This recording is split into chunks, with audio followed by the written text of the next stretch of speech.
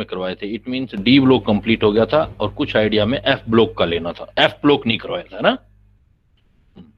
Yes sir. हाँ तो बेटा आज देखो हम थोड़ा बहुत, आपके कोई ज्यादा एफ ब्लॉक सिलेबस में नहीं है, लेकिन थोड़ा बहुत है कि इलेक्ट्रॉनिक कॉन्फ़िगरेशन वगैरह, एलिमेंट वगैरह, वो आपका जो है वो सिलेबस में है। तो पहले जो अपने ले रहे हैं इनर ट्रांजिशनल एलिमेंट, इनको जो एफ ब्लॉक एलिमेंट्स होते हैं, एफ ब्लॉक एलिमेंट्स को हम इनर ट्रांजिशनल एलिमेंट्स भी बोलते हैं।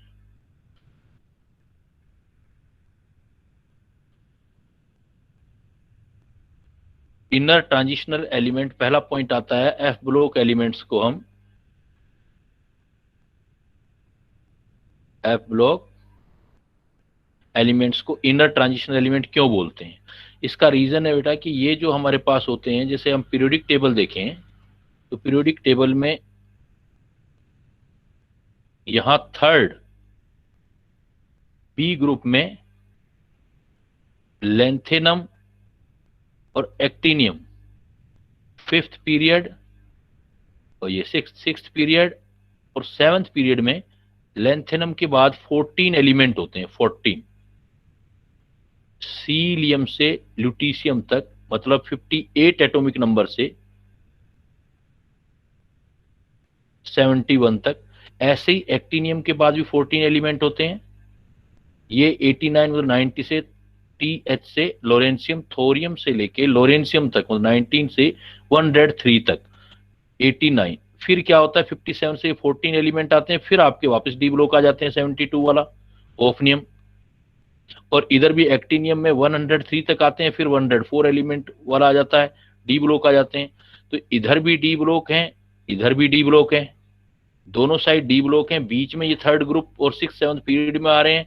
दोनों साइड हमारे पास जो एलिमेंट है उसको आप बोल रहे हो ट्रांजिशन एलिमेंट।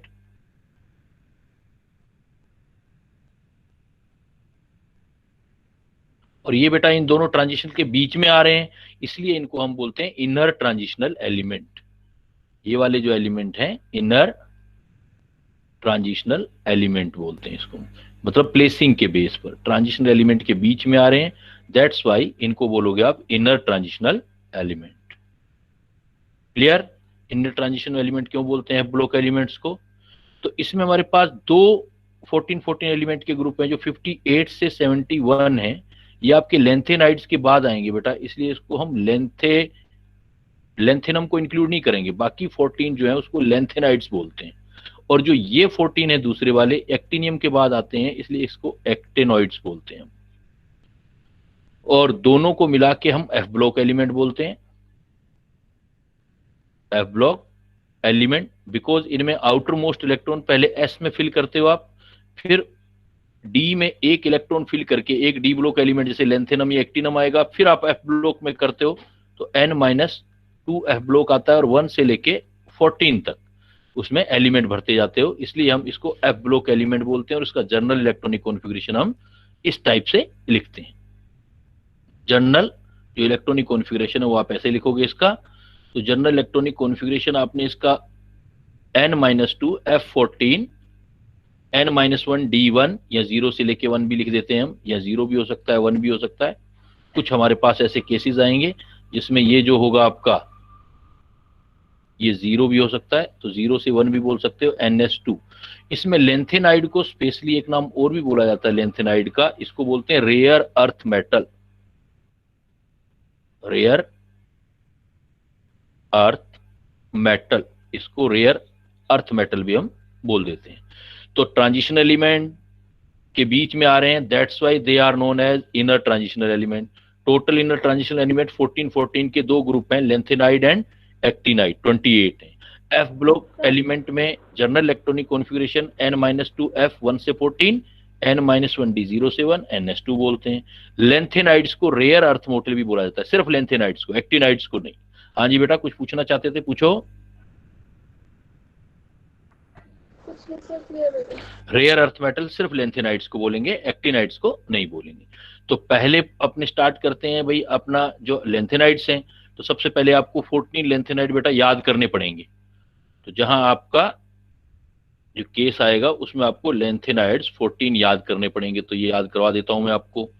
लेंथेनाइड्स 14, देखो जो लेंथेनाइड्स हैं,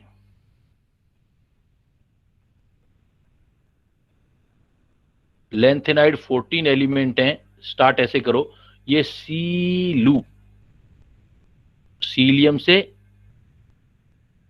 ल्यूटीशियम तक है। इन पहले सीलू से याद करो, लिमिट याद करो। सीरियम से लुटीशियम तक एटॉमिक नंबर होगा 58 से 71 तक। अब ये कैसे हैं देखो, इसमें इसको पहले 5 याद करो। सी सीरियम, लेंथेनम के बाद सीरियम, लेंथेनम के बाद वाले उठाएंगे cerium, promethium, neodymium, ND symbol, P, ये प्रोसीडियम होता है, ये प्रोमीथियम होता है, और समेरियम। 5 ये हुए। तो इनको एक ट्रिक बना के याद करो। आप देखो, जैसे कोई मतलब हिंदी के दोहे जैसे छोटी क्लासेस में पढ़ते आओ उस टाइप से देखो। सीने पर नदिया प्रेम समाया। ये कोड दिमाग में ही रखना है आपने, किसी को बताने की जरूरत नहीं है, बस याद करने का तरीका है। सीने मतलब सीरियम हो गया, पर मतलब ये प्रोसीडियम हो गया, नदिया मतलब नियोडियम हो गया, प्रोमीथियम मतलब प्रेम से पीएम हो गया, और समाया। फिर 4 और याद करो, 4 आ जाएंगे आपके EU, GD, TB, DY। सीने पर नदिया प्रेम समाया, यूं गुड्डू, तब्बू, दिव्या के। तो 4 और याद हो जाएंगे। EU से बेटा यूरोपियम, GD से गैडोलियम, TB से टर्बीमियम, और डाइस्पियम। तो ये 4 और याद हो जाएंगे। तो देखो 5 ये हो गए, 4 ये हो गए, लास्ट फिर देखो, फिर सपोज अपन इंडिया से बाहर चले गए, हॉलैंड में चले गए, तो होलोनियम, HO, ER, TM, YB, और LU। तो 5 और आ जाएंगे, 5 और आ जाएंगे, टोटल 14 हो जाएंगे। तो इसको करोगे हॉलैंड में, HO से हॉलैंड कर लो। इंजीनियर टॉम, हॉलैंड में कोई इंजीनियर है, टॉम अंग्रेज है। हॉलैंड में इंजीनियर टॉम ने, YB कोई एशियन है, याकूब को लूटा। तो हॉलैंड HO से आ जाएगा, ER आ जाएगा, TM आ जाएगा, YB, LU। तो 14 के 14 एलिमेंट आपके याद हो जाएंगे। तो लेंथेनाइड टोटल 14 है, इसको इस ट्रिक से आप जो है याद कर सकते हो। इसमें ध्यान रखना, जो एक PM है 58 से स्टार्ट हो रहा है ना, 58, 59, 60, 61 एटॉमिक नंबर वाला PM, 61 एटॉमिक नंबर वाला PM जो है प्रोमीथियम, ये जो है ये रेडियो एक्टिव है। लेंथेनाइड सिर्फ एक ही है रेडियो एक्टिव, रेडियो एक्टिव है, बाकी कोई रेडियो एक्टिव नहीं है इसमें। नेचुरल रेडियो एक्टिव सिर्फ एक है। तो ऐसे याद रखना, बूढ़ा प्राइम मिनिस्टर, बूढ़ा मतलब 61 ईयर का, एटॉमिक नंबर पूछ लेते हैं कई बार, एटॉमिक नंबर 61, और प्राइम मिनिस्टर PM से। प्रोमीथियम रेडियो एक्टिव है, एक ही लेंथेनाइड रेडियो एक्टिव है। तो इस तरीके से आपने ये बेटा याद करने हैं 14। क्लियर? चलूं आगे बेटा, आगे चलें। Yes sir. अब देखो इनसे रिलेटेड अगर कुछ प्रॉपर्टी थोड़ी बहुत देखनी है आपने, जैसे एक तो इलेक्ट्रॉनिक कॉन्फ़िगरेशन है, वो अब याद करने वाला पॉइंट है, वो आप याद करेंगे किस टाइप से। सर हाँ बोलो। सर अभी आपने बताया कि लेंथेनॉइड को रेयर अर्थ मेटल बोलते हैं सर, इसका रीजन क्या है? ये पहले जब डिस्कवरी नहीं हुई थी ना F ब्लॉक की, तो ये मिले नहीं थे, इसलिए पहले नाम रेयर अर्थ बोला था इनको। लेकिन अब तो काफी मिल गए हैं, अब तो डिस्कवरी हो गई है, तो अब कोई रेयर नहीं रहे, बस पुराना नाम चला आ रहा है rare earth metal. Earth metal में जो थे बहुत कम थे पहले, मतलब डिस्कवर कम थे तो सही, लेकिन अवेलेबल नहीं थे, प्रॉपर्टीज ध्यान नहीं थी, इसलिए इसको रेयर अर्थ मेटल बोलते हैं। तो बेटा पहला पॉइंट इसके जो पहला पॉइंट इसका इंपोर्टेंट आएगा वो आपका आएगा ऑक्सीडेशन स्टेट, ये लेंथेनाइड्स का इलेक्ट्रॉनिक कॉन्फ़िगरेशन। तो इलेक्ट्रॉनिक कॉन्फ़िगरेशन देखो आप, तो जो एक्सेप्शन है उसको ज्यादा ध्यान देना है आपने। तो इलेक्ट्रॉनिक कॉन्फ़िगरेशन ये अभी सारा मैंने आपको बताया। एटॉमिक नंबर 57 से स्टार्ट होगा, 57 से स्टार्ट हो गए एटॉमिक नंबर, और 71 तक जाएंगे 57 से। लेंथेनम से स्टार्ट होंगे, तो इलेक्ट्रॉनिक कॉन्फ़िगरेशन में देखो लेंथेनम में पहले 6s2 में इलेक्ट्रॉन फिल करोगे, लेंथेनम तो है ही नहीं, ये तो एफ ब्लॉक है ही नहीं, एफ ब्लॉक तो यहाँ से स्टार्ट होगा 50 एंड से, तो इसलिए ये डी ब्लॉक का है। देखो 5d1, डी में भर के वापस एफ में आ जाओगे, देखो 4f1 5d1 6s2, इसमें ये देखो फिर आपका ये जो एक्सेप्शन आ गया 4f5, आप इसे ऐसे जनरली नहीं पूछे जाएंगे, आपसे पूछा। हाँ बोलो सर, ये जो सीरियम का जो इलेक्ट्रॉनिक कॉन्फ़िगरेशन है उसमें डी इसलिए भरते क्योंकि F1 अनस्टेबल होता है? नहीं, डी तो इसलिए है ना क्योंकि पहले लेंथेनम आ गया जो डी ब्लॉक का है 57 वाला, तो डी ब्लॉक का लेंथेनम आ गया तो 5d1 तो चला गया लेंथेनम में। अब डी छोड़ करके अब एफ ब्लॉक वालों में आने लग जाएंगे 58 में, यहां से 58 से एफ ब्लॉक स्टार्ट हो गए, तो लास्ट इलेक्ट्रॉन एफ में देना पड़ेगा, डी में भर के एफ में आ गए आप, तो देखो 4f1, फिर इसमें कई एक्सेप्शन मिलेंगे, बहुत सारे एक्सेप्शन है, आप 4f1 जनरली याद कर सकते हो, 4f2 4f3 4f5 ऐसा चलता जाएगा इलेक्ट्रॉनिक। बस आपने ये ध्यान रखना है कि कई जगह क्या होता है जो एफ ऑर्बिटल होता है, एफ ऑर्बिटल, तो एफ ऑर्बिटल टोटल 7 होते हैं ना, तो टोटल एफ ऑर्बिटल में टोटल इलेक्ट्रॉन कितने आ सकते हैं, देखो 1 2 3 4 14, तो F14 स्टेबल कॉन्फ़िगरेशन होगा बिकॉज फुलफिल्ड है F14, और F7 भी स्टेबल होगा बिकॉज वो हाफ फिल्ड है, तो कहीं कहीं F14 और F7 जहां आएंगे वो स्टेबल है, तो वही वाले इंपॉर्टेंट है। जैसे यूरोपियम में देखो आप 63 एटॉमिक नंबर वाला यूरोपियम में 6s2 F7 आ रहा है, इसमें डी में इलेक्ट्रॉन नहीं है, इसलिए डी में आपने कॉन्फ़िगरेशन जब जनरल लिखा था तो आपने लिखा था डी में 0 भी हो सकता है या 1 भी हो सकता है, एफ में 1 से लेके 14 तक हो सकते हैं जैसे हमने किया था। यूरोपियम में 4f7 है, गैडोलियम में देखो जीडी में 64 एटॉमिक नंबर वाले में भी 4f7 है, 4f7, फिर 410 वाले ध्यान रखने हैं, देखो आपने, तो ये जो डी वाई वाला है डाइस्पोरिसियम, इसमें देखो 4f10 है, फिर ये 10 वाला नहीं ध्यान रखना, इसकी जरूरत नहीं है, 14 वाला, 14 देखो किसमें, 14 लास्ट में मिलेंगे, यूट्रीबियम 14 है, लिथियम 14 है, तो 7 और 14 वाले आपने ध्यान रखने हैं, वो स्टेबल है। तो जनरली कोई भी लेंथेनाइड देखोगे तो लेंथेनाइड क्या हो गया, अपने 3 इलेक्ट्रॉन जनरली बाहर निकाल देता है जो एस और डी वाले होते हैं, क्योंकि इलेक्ट्रॉनिक कॉन्फ़िगरेशन अभी आपने क्या लिखा कि एन एस में 2 इलेक्ट्रॉन और एन डी में 1 इलेक्ट्रॉन जनरली होता है, तो जनरली जनरल इलेक्ट्रॉनिक कॉन्फ़िगरेशन है, ये तीनों इलेक्ट्रॉन निकल जाते हैं लेंथेनाइड्स में, तीनों इलेक्ट्रॉन निकल जाते हैं, इसलिए lanthanide generally +3 stable oxidation state दिखाएंगे, स्टेबल, इनके कंपाउंड आपको +3 में मिलेंगे। बट जहां पर F14 या F7 आ गया तो वहां पर हो सकता है 3 से एक ज्यादा इलेक्ट्रॉन भी आपको मिल जाए, तो जनरली आपका स्टेबल जो होगा वो +3 ऑक्सीडेशन स्टेट होगी जनरली, लेकिन +4 भी हो सकती है, Ln +4 या +2 भी स्टेबल हो सकता है, कब, जब आपका F7 आ जाए कॉन्फ़िगरेशन किसी का, तो आपके वो भी हो सकते हैं। जैसे देखो गैडोलियम के अंदर क्या है, गैडोलियम में इलेक्ट्रॉनिक कॉन्फ़िगरेशन कितना आ रहा है, 4f7 5t1 6s2, तो ये कितने इलेक्ट्रॉन इजीली निकाल लेगा, अपने 2 और 1 निकाल लेगा, उसके बाद 4f7 स्टेबल कॉन्फ़िगरेशन हो जाएगा, तो गैडोलियम के कंपाउंड आपके +3 में मिलेंगे, गैडोलियम के कंपाउंड आप जो बनाओगे वो +3 के अंदर मिलेंगे।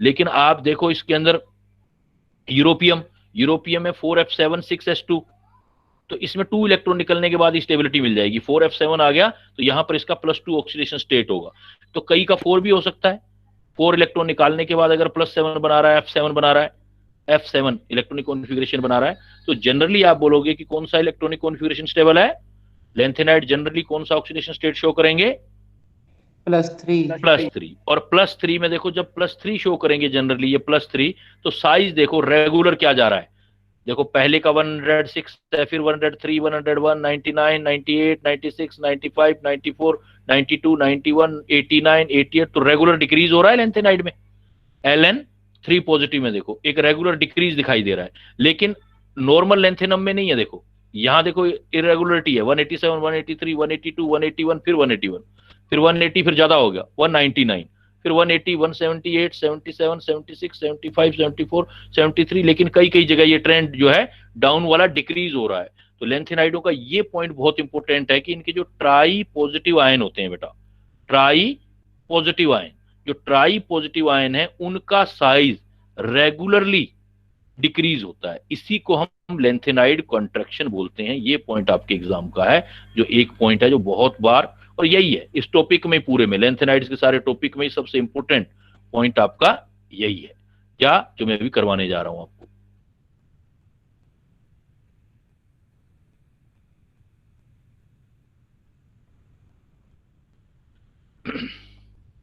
मैं आपको जो अभी वाला पॉइंट बताने जा रहा हूं बेटा वो ये कि what is the lanthanide contraction.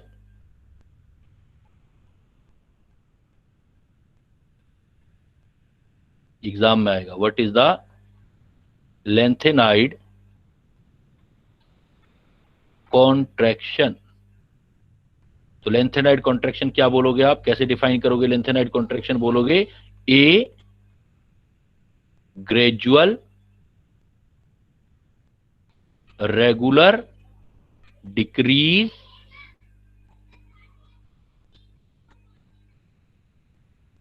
In size of tri positive लेना है, tri positive lanthanides ion,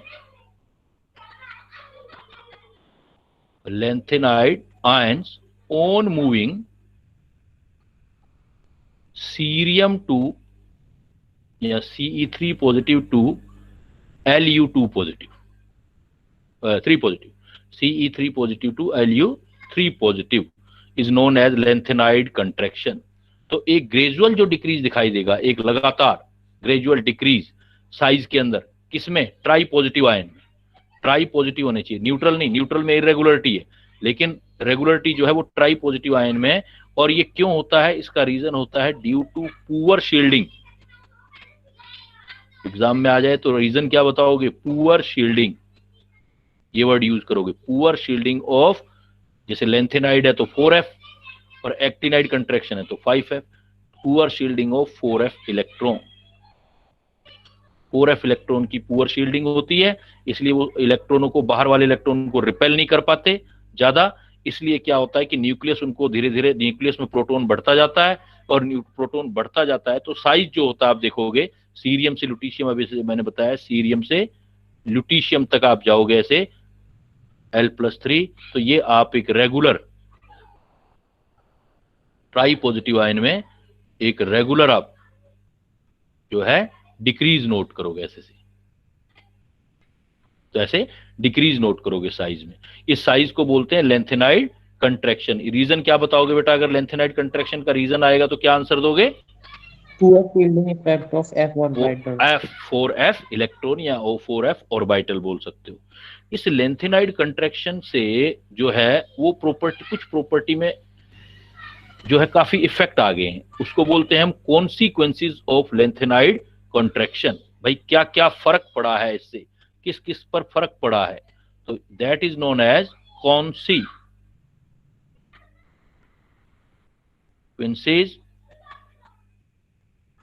of lanthanide contraction. इससे क्या फर्क पड़े? देखो लेंथेनाइड कॉन्ट्रैक्शन का सबसे फायदा क्या हुआ, फर्क क्या पड़ा? सबसे फर्स्ट पॉइंट ये हुआ कि जितने भी लेंथेनाइड्स हैं वो सब सिमिलर प्रॉपर्टी के होते हैं, इसलिए क्या है उनको सेपरेट करना बड़ा डिफिकल्ट होता अगर उनके साइज अलग नहीं होते। साइज अलग हैं इनके, इनके जो कैटायन है उनके साइज अलग हैं, इसलिए हम इसको आयन एक्सचेंज मेथड से सेपरेट कर सकते हैं। तो सेपरेशन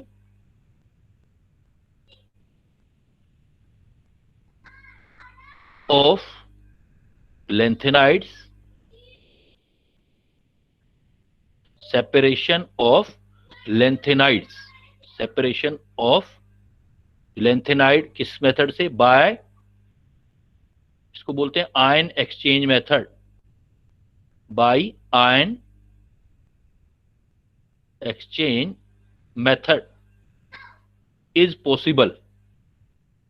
ये पॉसिबल हुआ है, is possible due to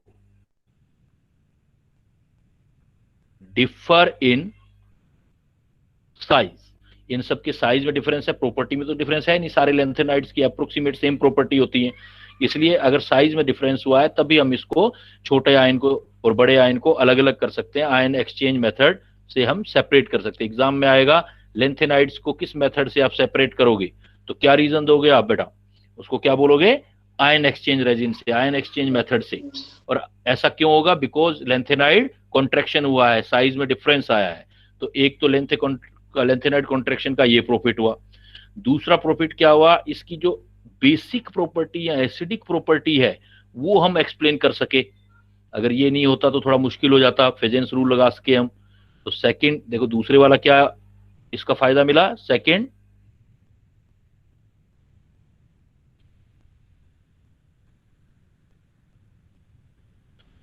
prediction of hydroxide of prediction of basic character of hydroxide of lanthanides। Lanthanides के जो हाइड्रोक्साइड है, कौन ज्यादा एसिडिक या बेसिक है, वो चीज हम इससे एक्सप्लेन कर सके। क्या यूज करके? फेजेंस रूल लगा करके, क्योंकि फेजेंस रूल साइज पर बात करता है। तो इसमें क्या हुआ? जैसे सीरियम का हाइड्रोक्साइड है CeOH थ्राइस से, फर्स्ट मेंबर है सीरियम हाइड्रोक्साइड। ऐसे चलते जाओ, लास्ट मेंबर कौन सा होगा? लिटिशियम हाइड्रोक्साइड। लास्ट मेंबर क्या आएगा बेटा आपका? राइट की तरफ। हाँ, वो बताऊंगा बेटा अभी। सीरियम हाइड्रोक्साइड से लिटिशियम हाइड्रोक्साइड जाएंगे तो सीरियम का साइज सबसे बड़ा, cerium 3 positive ion, large size, इसका कैटायन लार्ज। और इन सब में जो ल्यूटीशियम +3 वाला है उसका साइज स्मॉल कैटायन। तो फेजेंस रूल में आपने पढ़ा होगा 11th में, कैटायन का साइज जितना छोटा होता जाता है, कैटायन का साइज जितना छोटा होता जाएगा, पोलराइजेशन या पोलराइजिंग प्रॉपर्टी बढ़ती जाएगी, कोवलेंट कैरेक्टर बढ़ता जाएगा। फेजेंस ये बोलता है। तो according to Fajans rule, size of cation, या बोल रहे हो आप कैटायनिक साइज, हाइड्रोक्साइडों में cationic size left to right जा रहे हो तो आपका डिक्रीज हो रहा है। और जब कैटायन का साइज डिक्रीज होता है तो फेजेंस बोलता है कि पोलराइजिंग पावर, अगर याद नहीं आ रहा तब भी ये वर्ड याद रख लेना, पोलराइजिंग पावर इंक्रीज होती है, जिससे पोलराइजिंग पावर से पोलराइजेशन इंक्रीज होता है, मतलब पॉजिटिव नेगेटिव चार्ज न्यूट्रल करने लगते हैं। अब 11th का टॉपिक है सारा, पोलराइजेशन इंक्रीज होता है। जितना पोलराइजेशन इंक्रीज होगा उतना कोवलेंट कैरेक्टर इंक्रीज होगा बेटा। पोलराइजेशन इंक्रीज होगा तो कोवलेंट कैरेक्टर, तो कैटायन के साइज से आप डिसाइड कर सकते हो कौन ज्यादा आयनिक है, कौन ज्यादा कोवलेंट है। पोलराइजेशन इंक्रीज होगा तो कोवलेंट कैरेक्टर आपका इंक्रीज हो जाएगा। कोवलेंट कैरेक्टर इंक्रीज हो जाएगा। कोवलेंट कैरेक्टर इंक्रीज हो गया मतलब बेसिक कैरेक्टर कम हुआ। इसलिए हम बोलते हैं कि इस पूरे में जितने भी लेंथेनाइड के हाइड्रोक्साइड है तो सबसे ज्यादा एसिडिक, जिसमें कोवलेंट कैरेक्टर ज्यादा होता है उसमें एसिडिक कैरेक्टर ज्यादा होता है बेटा। कोवलेंट के अंदर ये बेसिक केमिस्ट्री है, जिसमें कोवलेंट कैरेक्टर ज्यादा उसमें एसिडिक कैरेक्टर ज्यादा। तो अगर मैं पूछूं आपके सारे लेंथेनाइड के हाइड्रोक्साइड ले रहे हैं अपने, तो इसमें बताओ सबसे ज्यादा बेसिक कौन होगा, मतलब सबसे कम एसिडिक कौन होगा? Cerium hydroxide. इसलिए हम बोलते हैं कि cerium hydroxide is most basic, while जो लास्ट मेंबर है lutetium hydroxide is most basic या मोस्ट एसिडिक या लीस्ट बेसिक। ये क्वेश्चन पूछा जाता है बेटा आपसे, इंपॉर्टेंट क्वेश्चन है ये। इनका बेसिक या एसिडिक ऑर्डर पूछा जाता है। तो एक दूसरी चीज जो कॉन्सिक्वेंसेज हम दे पाए लेंथेनाइड कॉन्ट्रैक्शन से, वो हम ये कर पाए कि इनके जो हाइड्रोक्साइड्स होते हैं तो उनका बेसिक या एसिडिक कैरेक्टर हम एक्सप्लेन कर सके। क्लियर बेटा? दूसरा कॉन्सिक्वेंसेज, यही पार्ट सबसे इंपॉर्टेंट है, लेंथेनाइड कंट्रैक्शन और इनके कॉन्सिक्वेंसेज। क्लियर? चलो आगे। सर सर जब हम आयन एक्सचेंज मेथड लगाएंगे सर, वो सिंपल एलन में लगाएंगे या एलन के ट्राई पॉजिटिव आयन में लगाएंगे? सबको अलग अलग करेंगे ना। हम क्या करेंगे, छलनी डाल देंगे, एक छलनी में हम इसका सॉल्यूशन डाल देंगे। उस छलनी में क्या होंगे, कहीं छोटे साइज के पोर होंगे, कहीं बड़े साइज के पोर होंगे। तो छोटे साइज वाला जो लेंथेनाइड्स होगा वो छोटे साइज में फंस जाएगा पोर में, बड़े साइज वाला बड़ी जगह चला जाएगा, फिर उनको अलग से निकाल लेंगे हम, तो सेपरेट हो जाएंगे सारे। क्लियर? Okay sir. देखो दूसरा हो गया प्रिडिक्शन ऑफ बेसिक कैरेक्टर। तीसरा जो ऑलरेडी आप पॉइंट कर चुके हो कि इसी रीजन से आपने देखा था जो ऊपर से नीचे जाने पर साइज जनरली इंक्रीज होना चाहिए। जब ऊपर से नीचे जाते हैं किसी ग्रुप में तो एलिमेंट के साइज इंक्रीज होनी चाहिए, बिकॉज जो है शेल नंबर इंक्रीज होता है। बट आपने देखा था डी ब्लॉक में तो जो 4D और 5D वालों के साइज थे वो अप्रोक्सीमेट साइज कितने आए थे हमारे पास, सेम आए थे। तो तीसरा कॉन्सिक्वेंसेज वो है, वो भी लेंथेनाइड कंट्रैक्शन के रीजन से हुआ था। तो क्या था हमारा कि थर्ड कॉन्सिक्वेंसेज क्या है हमारे पास, size of 4D series metal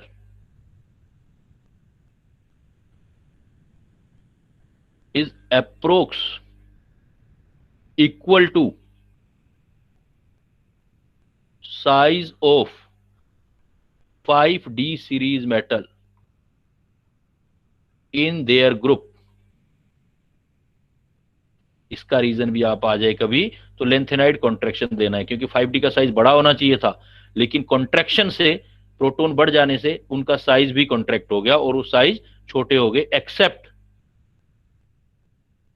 3 group, third group को छोड़ करके, क्योंकि थर्ड ग्रुप में तो आते ही नहीं है लेंथेनाइड, वहां से बाद में स्टार्ट होते हैं। जैसे हमने किया था स्कैंडियम टाइटेनियम से लेकर के हम चले थे जिंक तक, स्कैंडियम के नीचे था हमारा यट्रियम, फिर हम चले थे जर्कोनियम से लेकर के कैडमियम तक, फिर हमारा था लेंथेनाइड्स, और यहीं पर 14 एलिमेंट सीलू आ गए थे।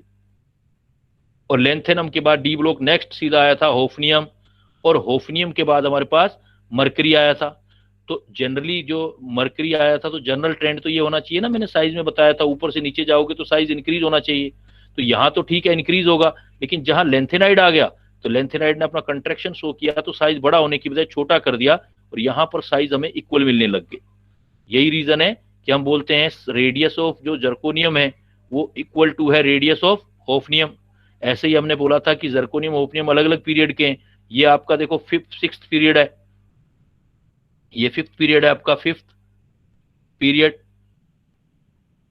ये आपका 6th पीरियड है।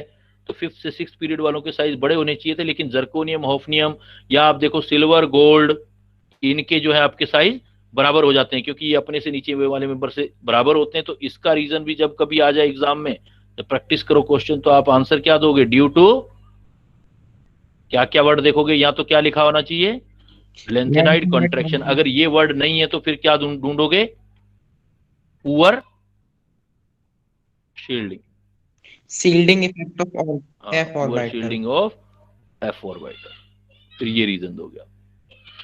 तो इस टाइप से लेंथेनाइड कॉन्ट्रैक्शन जो है वही आपका सबसे ज्यादा इंपॉर्टेंट है, और उसके कॉन्सिक्वेंसेस आपके लिए इंपॉर्टेंस रखते हैं। क्लियर ये वाला पॉइंट। चलूं आगे। अब देखो, अब वापिस कुछ छोटे बड़े कोई पॉइंट हो गए तो मार्क करवा देता हूं, बाकी जो इंपॉर्टेंट चीज है वो यही है आपकी है लेंथेनाइड्स में। सर इनर्ट पेयर इफेक्ट नहीं वो इसमें नहीं बेटा, पी ब्लॉक में है वो इनर्ट पेयर इफेक्ट।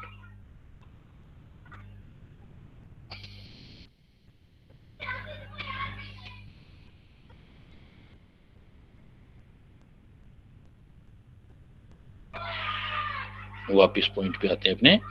तो ये मैंने कुछ पॉइंट्स आपको लेंथेनाइड्स के बताए।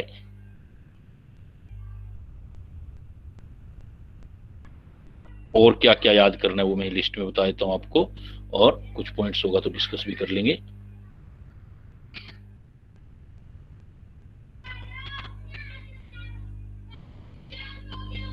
ये देखो, तो साइज वाला पॉइंट हो गया हमारा। साइज कहाँ रेगुलरिटी है कहाँ नहीं। ऑक्सीडेशन स्टेट मैंने बताया कि जनरली आपको ऑक्सीडेशन स्टेट जो करने हैं, जो जनरली ऑक्सीडेशन स्टेट है वो आपकी +3 वाली है। ऑक्सीडेशन स्टेट जनरल,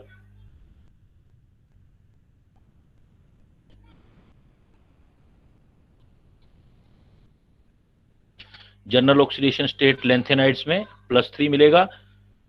लेंथेनाइड्स, ये तो लेंथेनम है, लेंथेनाइड्स Ln रिप्रेजेंट करते हैं तो +3 होगा, और प्रीडोमिनेटली यही मिलेगी। लेकिन कहीं पर जो आपको स्टेट 3rd और 4th दोनों मिल सकते हैं।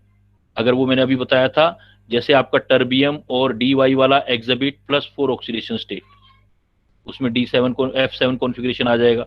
जैसे एग्जांपल दिया उसने यूरोपियम, यूरोपियम कहता है +2 is formed by losing 2s electron in its F7 electronic configuration, और EU is strong reducing agent changing to the common oxidation state +3, +2 होगा, इलेक्ट्रॉन लेके +3 में कन्वर्ट हो जाएगा। टर्बियम जो है 4 वाला, यहाँ 3 की बजाय 4 हो रहा है, has full field F orbital oxidant, samarium +2 में है।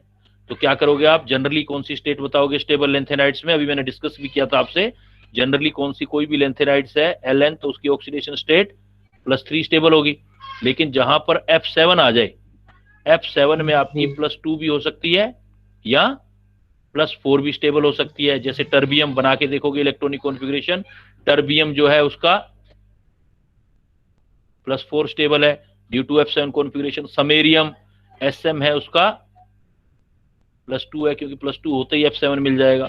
तो जहां F7 आ जाए तो वहां आप ये चीज आप जो है देखेंगे। बाकी जैसे मेटल की प्रॉपर्टी होती है वही सारी प्रॉपर्टीज की रहती है।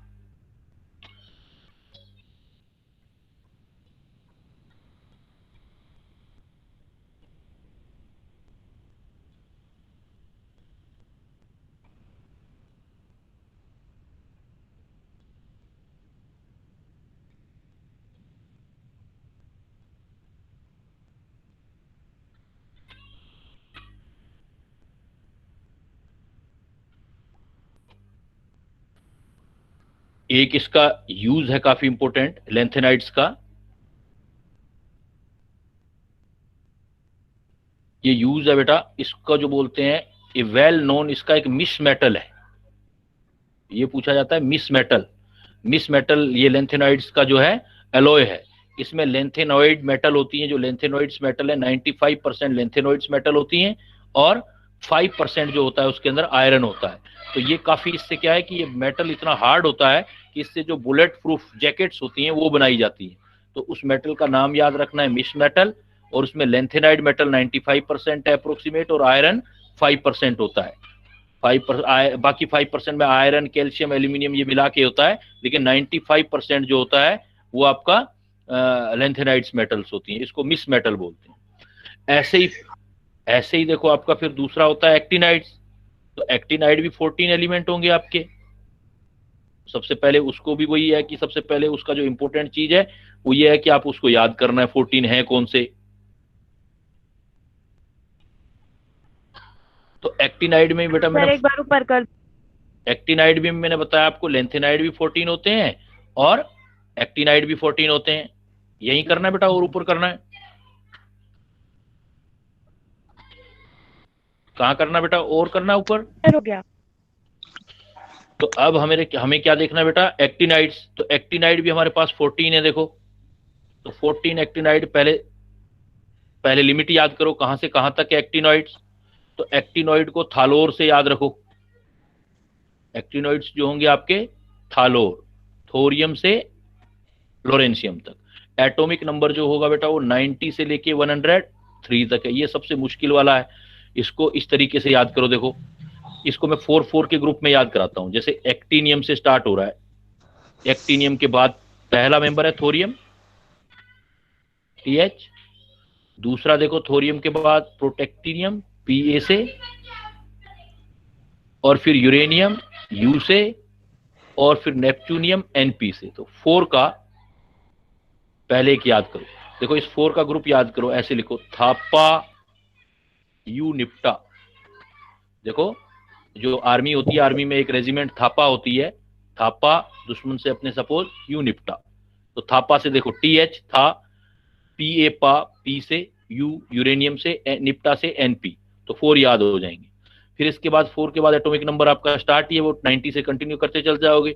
फिर देखो इसके बाद आएगा फिर PU, ये PA था, फिर आएगा PU,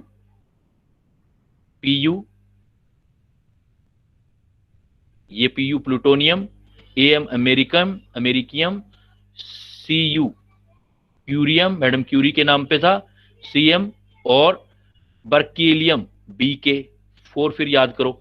तो इसको कैसे याद करोगे, पक्के, PU से पक्के, आम, कम, बिके, पके आम कम बिके, 4 और याद हो जाएंगे बेटा।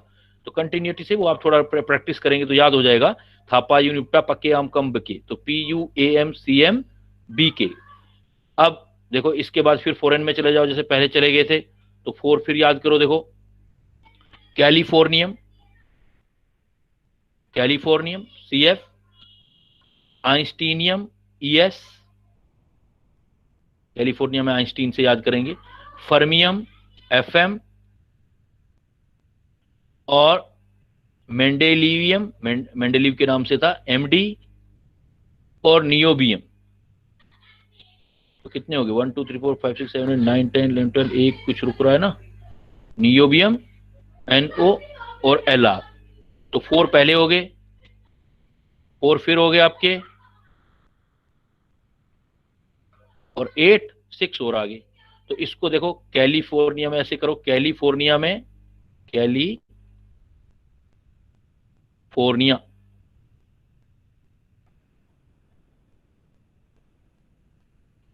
कैलिफोर्निया में आइंस्टीन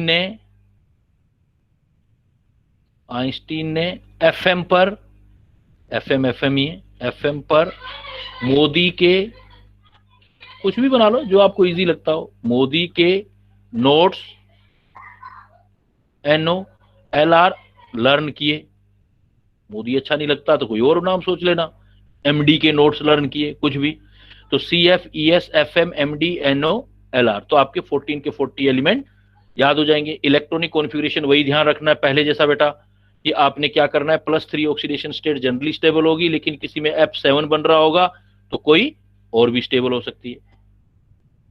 क्लियर? हटाऊं आगे इसको, आगे चलें।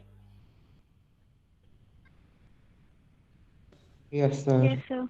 अब देखो बेटा, ये 14 याद कर लिए, इसका इलेक्ट्रॉनिक कॉन्फ़िगरेशन याद कर लेना है आपने, और ज्यादा कुछ इसमें कुछ नहीं करना, क्योंकि ज्यादा हमें सिर्फ इसका एक एलिमेंट्री आइडिया है सिलेबस में हमारा।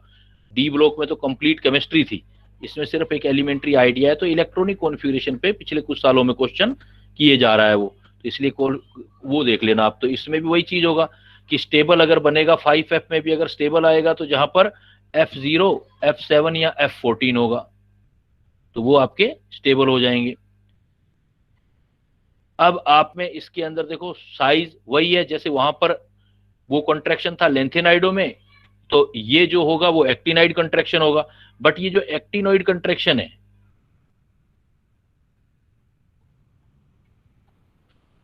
ये जो है ग्रेटर है, which is greater than lanthanide contraction. इसमें साइज में डिफरेंस ज्यादा आएगा, बस जनरल पॉइंट याद रखना, कोई ज्यादा कुछ नहीं करना इसमें।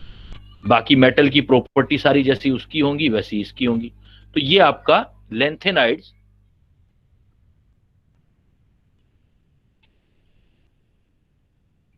और एक्टिनाइड्स। तो कुछ जर्नल से पॉइंट जो मैंने बताया उतने याद करने हैं। तो करना क्या है लेंथेनाइड एक्टिनाइड में, सारा केमिस्ट्री नहीं करना। एनसीईआरटी में सिर्फ दोनों के इलेक्ट्रॉनिक कॉन्फ़िगरेशन दिए हुए, कौन कौन से एलिमेंट है 14 उनके एटॉमिक नंबर क्या है और उनका इलेक्ट्रॉनिक कॉन्फ़िगरेशन क्या है, ये करना है आपने। यहीं से क्वेश्चन बनता है, या कोई इंपॉर्टेंट यूजेज जैसे मिक्स मेटल देखा था अभी आपने, ऐसा कुछ दिया हुआ है तो वो चीज आपने करनी है इसमें। क्लियर बेटा? तो ये डी ब्लॉक के साथ साथ एफ ब्लॉक का ये पार्ट कर लेना, साथ में लेंथेनाइड कॉन्ट्रैक्शन और उसके कॉन्सिक्वेंसेस करने। क्लियर? तो मैंने बेटा आपको पिछली क्लासेस में भी एक बात बताई थी कि ये 3 चैप्टर हैं जो आपको कंटिन्यूअसली एक साथ पढ़ने चाहिए, और याद रहने का तरीका भी यही होता है, metallurgy, D block and coordination compound. तो अभी तक हम देखो क्या क्या कंप्लीट कर चुके हैं। देखो coordination compound, D and F block element, और तीसरा इसी का पार्ट जो है बेटा वो हमारा है मेटलर्जी। तो उसी को मैं यहीं से स्टार्ट कर लूंगा।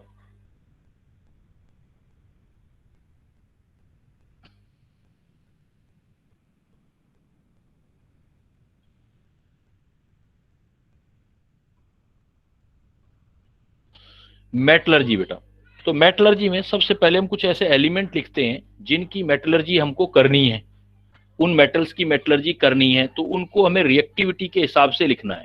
तो इसमें जो हमारे रिएक्टिविटी के हिसाब से है, ये मैंने कुछ ट्रिक बना करके आपके सामने रखा हुआ है। देखो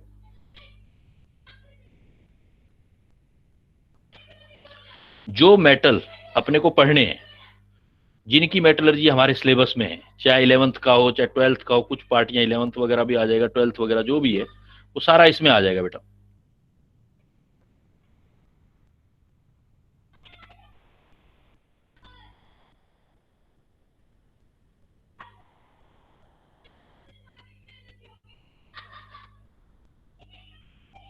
तो ये मेटल कौन कौन सी है, 11th 12th सारा मिला के बता रहा हूं आपको मैं। तो जहां भी क्वेश्चन बनेंगे वो सारे आ जाएंगे हमारे, क्योंकि थियोरेटिकल पार्ट है, ये भी याद करने वाला पार्ट है। तो देखो फिर भी हम कोशिश करेंगे कि याद हो जाए चीजें। देखो लिथियम फर्स्ट में ऊपर से लिखा है मैंने, देखो lithium, potassium, calcium, sodium, magnesium और एल्यूमिनियम। ये जो एल्यूमिनियम तक मेटल है ये मोर एक्टिव मेटल है, ये काफी ज्यादा एक्टिव मेटल है। फिर इसके बाद देखो manganese, zinc, chromium, iron, cadmium, cobalt, nickel, tin, lead, hydrogen non metal है, कॉपर। ये जो एलिमेंट है ये हमारी मॉडरेट मेटल है, मतलब इनकी रिएक्टिविटी लेस हो जाएगी थोड़ी सी।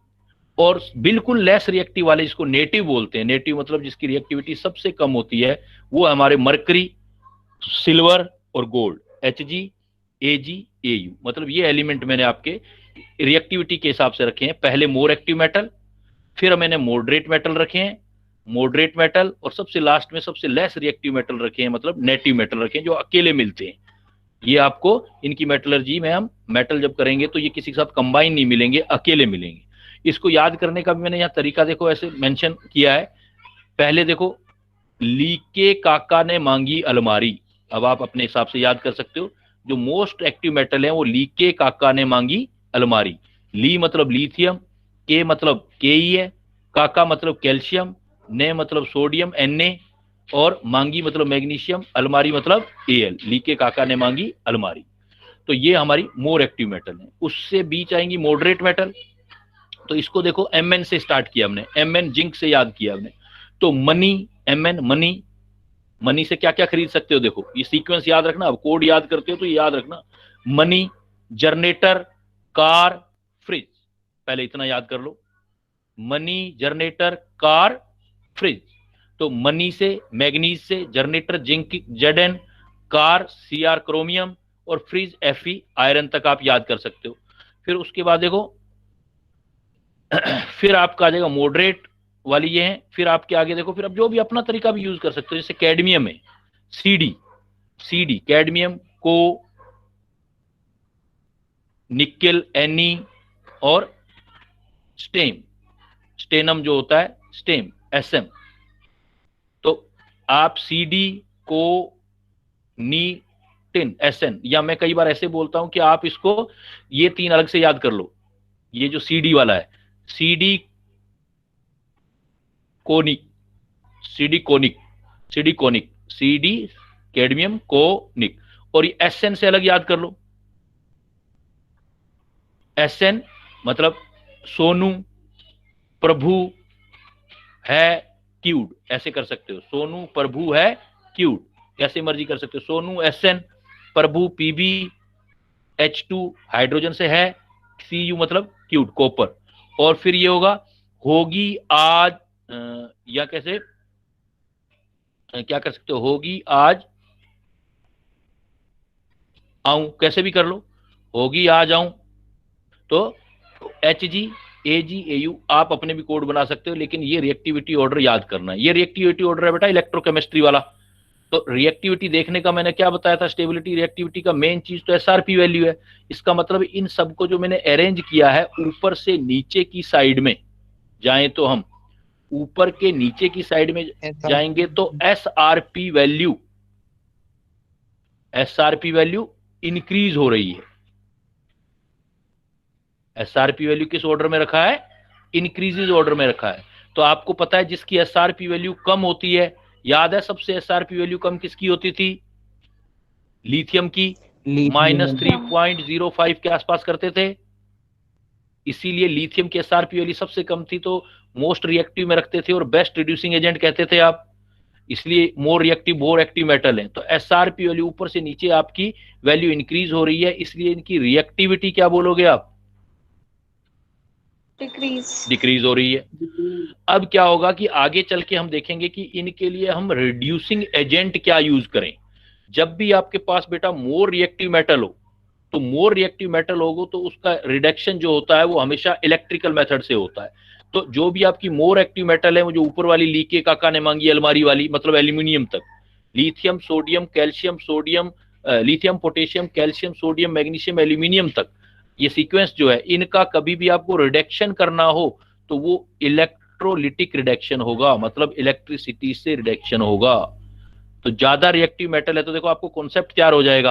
आपको ये पूछा जाएगा विच of the following metal is reduced bye electrolytic method, तो आपको तो कॉन्सेप्ट याद हो गया ना, कौन सी मेटल इलेक्ट्रोलिटिक रिडक्शन करती हैं, मतलब किसका रिडक्शन इलेक्ट्रिसिटी से क्या होता है, जिनकी रिएक्टिविटी ज्यादा होती है, मोर एक्टिव मेटल होती हैं। ऐसी कौन कौन सी हैं, तो अब सबका एक साथ ही हो गया। तो क्या क्या आ जाएगा उसके अंदर, देखो बेटा लिथियम आ जाएगा, पोटेशियम आ जाएगा, कैल्शियम सोडियम मैग्नीशियम। जो मॉडरेट मेटल होते हैं उसमें कई सारे मेथड हम रिड्यूसिंग एजेंट के करते हैं, जिसमें से कार्बन के थ्रू रिडक्शन करेंगे हम। कार्बन रिडक्शन, देखो कार्बन में जिस जिसके ऊपर मैंने सिंबल लगाया है, तो जिंक का, iron, zinc iron tin lead, zinc iron और टिन लेड, इनका रिडक्शन कार्बन से करेंगे हम। इनके रिडक्शन का आगे मेटलर्जी में यूज होगा तो वहां चीज और क्लियर हो जाएगी, अभी तो याद रखना है आपने। इनका रिडक्शन जिंक आयरन और टिन लेड का आपने कार्बन से करना है। और एल्यूमिनियम से रिडक्शन जो करना है, एल रिडक्शन, मतलब reduction by aluminium, aluminium reduction, वो आपने 2 का करना है। एल्यूमिनियम से रिडक्शन करना है। मैग्नीज और क्रोमियम जब आएंगे, इनकी मेटल आएंगी, मैग्नीज एंड क्रोमियम, याद करना बेटा, बहुत इंपॉर्टेंट क्वेश्चन, मतलब जो इंपॉर्टेंट क्वेश्चन है वो यहीं से बन जाएंगे हमारे। जैसे एग्जाम में आएगा which of the following metal is reduced by aluminium, या aluminium can act reducing agent for following metal, तो क्या आंसर दोगे बेटा उसमें, तो क्या आंसर देना है, मैग्नीज एंड क्रोमियम। देखो Mn मैग्नीज और मैग्नीशियम आ जाए तो क्या देनी है, मैग्नीशियम आ जाए तो ऊपर वाली एक्टिव मेटल आ गई बेटा, देखो इलेक्ट्रोलिटिक रिडक्शन। कुछ ऐसे होते हैं जिसमें सेल्फ रिडक्शन होता है, अपने आप ही रिडक्शन होता है, वो 3 है बेटा सेल्फ रिडक्शन वाले। सेल्फ रिडक्शन जिसमें लेड, कॉपर और मरकरी, लेड कॉपर और मरकरी, इनमें जो रिडक्शन करना है वो आपको सेल्फ रिडक्शन करना है। इट्स सेल्फ होगा रिडक्शन, सेल्फ, वो बताऊंगा कैसे सेल्फ।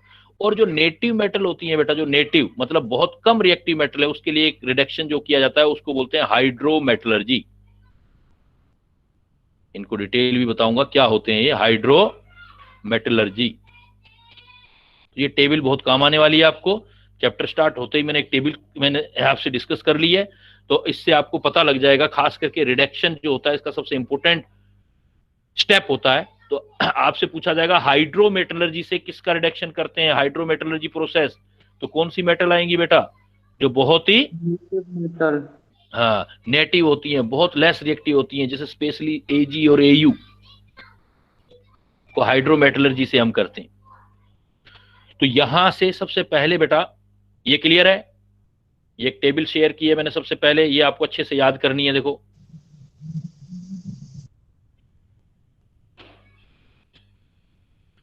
क्लियर हो तो बेटा आगे चलो। Yes sir. अब देखो, अब पहला पॉइंट आता है कि हम मेटलर्जी में माइनिंग करते हैं। भाई मेटल पेड़ पे तो उगती नहीं, मेटल जमीन से निकलती है, जमीन से निकलती है तो हमें क्या मशीनों से खुदाई करके और मेटल ढूंढी जाती है, कहीं पर है या कहीं पर नहीं है। जैसे अपने बिहार वगैरह के अंदर काफी मेटल मिलती है जमीन के अंदर। तो मेटल जहां मिलती हैं उस जगह को माइनिंग जहां करते हैं, उस जगह पे जो चीज अवेलेबल होती है उसको मिनरल्स बोलते हैं। तो सबसे पहले हम डिफाइन करते हैं कि मिनरल्स को कैसे डिफाइन करोगे, व्हाट इज द मिनरल। तो देखो मिनरल जब डिफाइन करोगे तो क्या डेफिनेशन दोगे, कोई भी किसी भी मेटल का नेचुरल ओकरिंग कोई सब्सटेंस मिल जाए तो वो आपका मिनरल्स है। तो मिनरल किसको बोलोगे, natural occurring substance in which metal exist, किसी भी स्टेट में, फ्री फॉर्म या कंबाइन फॉर्म। मेटल चाहे अपनी अकेली पड़ी है या किसी के साथ मिक्सअप होकर पड़ी है, लेकिन कोई भी ऐसी जगह है जहां पर कुछ ऐसा सब्सटेंस मिल जाए, ऐसा मटेरियल मिल जाए जिसके अंदर मेटल होती है, तो उसको हम बोलते हैं मिनरल्स। उसको क्या बोलेंगे हम? मिनरल्स। तो मिनरल्स बोलते हैं। अब मिनरल्स में से, अब मिनरल्स तो बहुत जगह मिल जाएंगे आपको, लेकिन उसमें से ऐसा मिनरल्स जिससे हम क्या है कि सस्ते फॉर्म में और इजीली मेटल बाहर निकाल सकें, तो उसको बोल देते हैं ओर। उसको क्या बोलेंगे? ओर बोलेंगे। मतलब सपोज हमने आज यहीं दिल्ली में खुदाई करने स्टार्ट कर दी और वहां से हमें सपोज मिल गया कॉपर, लेकिन उसमें जितना हमें कॉपर मिला उसका 1 kg में हमारा पैसा लग रहा है, सपोज बहुत सारा 5,000 लग रहा है 1 kg बनाने में, तो मार्केट में तो हमें सस्ता मिल जाएगा मेटल। तो इसका मतलब ये वाला मिनरल हमारे काम का नहीं है, तो इसको हम यूज नहीं करेंगे। जिस मिनरल को यूज नहीं करते हैं वो और नहीं है। जिसको हम इजिली कन्वेंशनली जिससे मेटल निकाल सकते हैं और सस्ते फॉर्म में निकाल सकते हैं, उस मिनरल को हम बोलते हैं ओर। उस मिनरल को हम बोलेंगे ओर।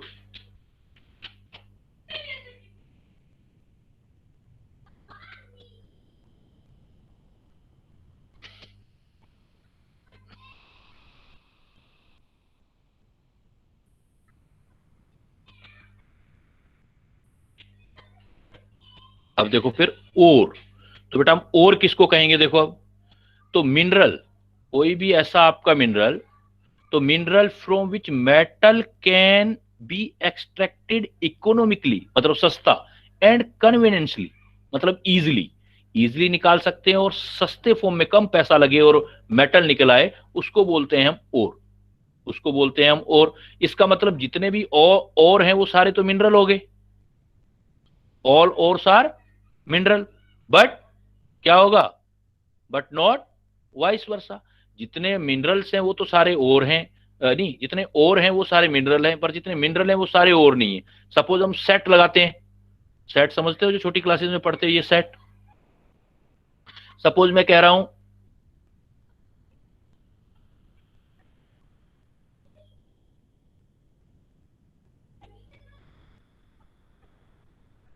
ये सारे मिनरल हैं, ए, बी, सी और डी, ये सारे मिनरल हैं। लेकिन इनमें से मेटल्स जो निकाल रहे हैं, सपोज अपने सिर्फ सी और डी से बना रहे हैं, तो इसका मतलब सी और डी क्या हो गए? मेटल निकाल रहे हैं। तो मिनरल्स तो सारे ही हो गए, ए भी मिनरल्स हो गया, बी भी मिनरल्स हो गया, सी भी हो गया, डी भी हो गया। लेकिन जिससे हमें मेटल अवेलेबल हो रही है इजिली और इकोनॉमिकली, वो और हैं। तो और क्या हो गए? सी और डी को क्या बोलोगे फिर इसका मतलब? और। तो और तो सारे नहीं है, सारे मिनरल्स और नहीं है, सारे minerals A B C D और नहीं है, बट जितने और हैं सी और डी मिनरल तो है ही ना। तो इसलिए हम बोलते हैं कि ये क्वेश्चन ऐसे पूछ लेते हैं ऐसे, और कौन सा स्टेटमेंट करेक्ट है? तो आप बोलोगे all ores are mineral, but all minerals are, Minerals are not. और मिनरल्स आर नॉट ओ। तो अब जो हम और लेते हैं उन और को क्लासिफाई करते हैं। फिर देखो क्लासिफिकेशन ऑफ और में क्या प्रेजेंट होगा उसके हिसाब से और कैसे हमें मिलेगा उसके हिसाब से हम क्लासिफाई करते हैं।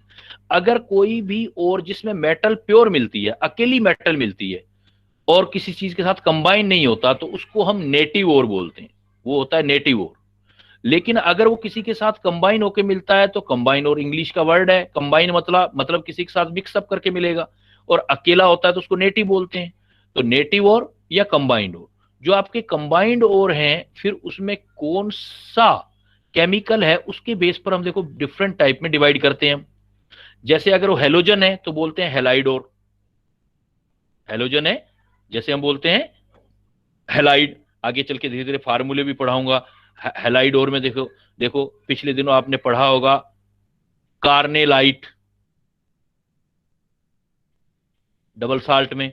तो कार्नेलाइट क्या होता है? KCl, वैसे मिनरल है, अपने को अभी और ही लेने हैं, अभी हमें सिर्फ और लेने हैं।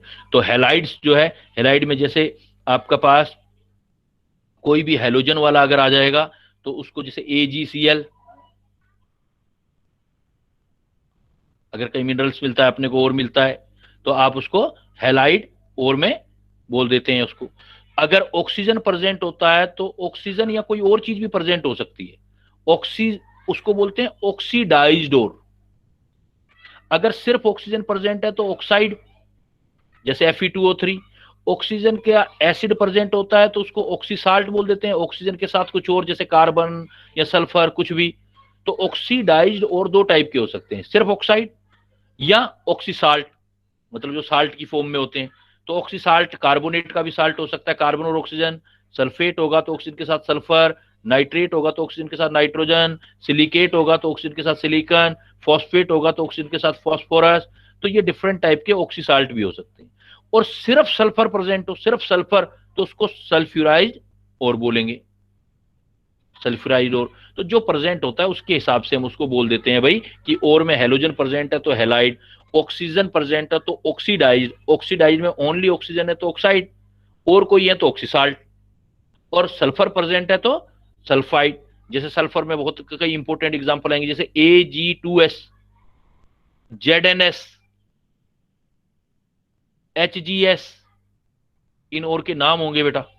Ag2S अर्जेंटाइट बोलते हैं इसको, अर्जेंटाइट। ये नाम धीरे धीरे याद करने हैं आपने। Ag2S जो और है उसको बोलेंगे अर्जेंटाइट, फार्मूला और नाम याद करना है। ZnS, ZnS को बोलते हैं जिंक ब्लेंड। HgS को बोलते हैं सिनेबार। और एक PbS होता है, PbS, उसको बोलते हैं गैलेना। तो सल्फर वाले कम है, 4-5 ही हैं, तो वो अच्छे से याद कर लो क्योंकि उसमें से क्वेश्चन आएगा तो जल्दी हो जाएगा आपका। Ag2S argentite, ZnS zinc blende, PbS galena, HgS cinnabar. तो ये हो गया बेटा मिनरल एंड और। क्लियर? मिनरल और क्लियर है बेटा? चलो आगे। कोई ज्यादा मुश्किल चीजें हैं नहीं, याद करने वाली चीजें हैं। देखो आगे बढ़े,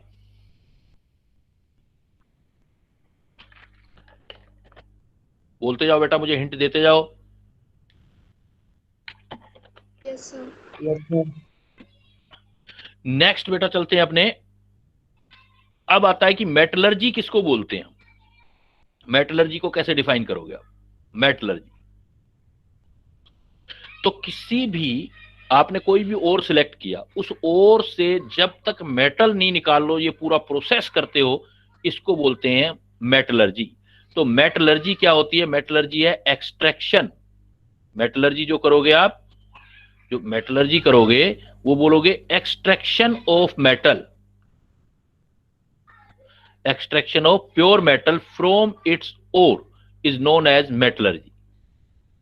अगर हम किसी मेटल को उसके ओर से निकालते हैं तो जो प्रोसेस होता है पूरा, उसको बोलते हैं बेटा मेटलर्जी। मेटलर्जी डिफरेंट टाइप की होती है, मतलब हीट पर बेस्ड होती हैं, आपकी टेम्परेचर बेस्ड होती हैं। तो types of metallurgy, types of metallurgy.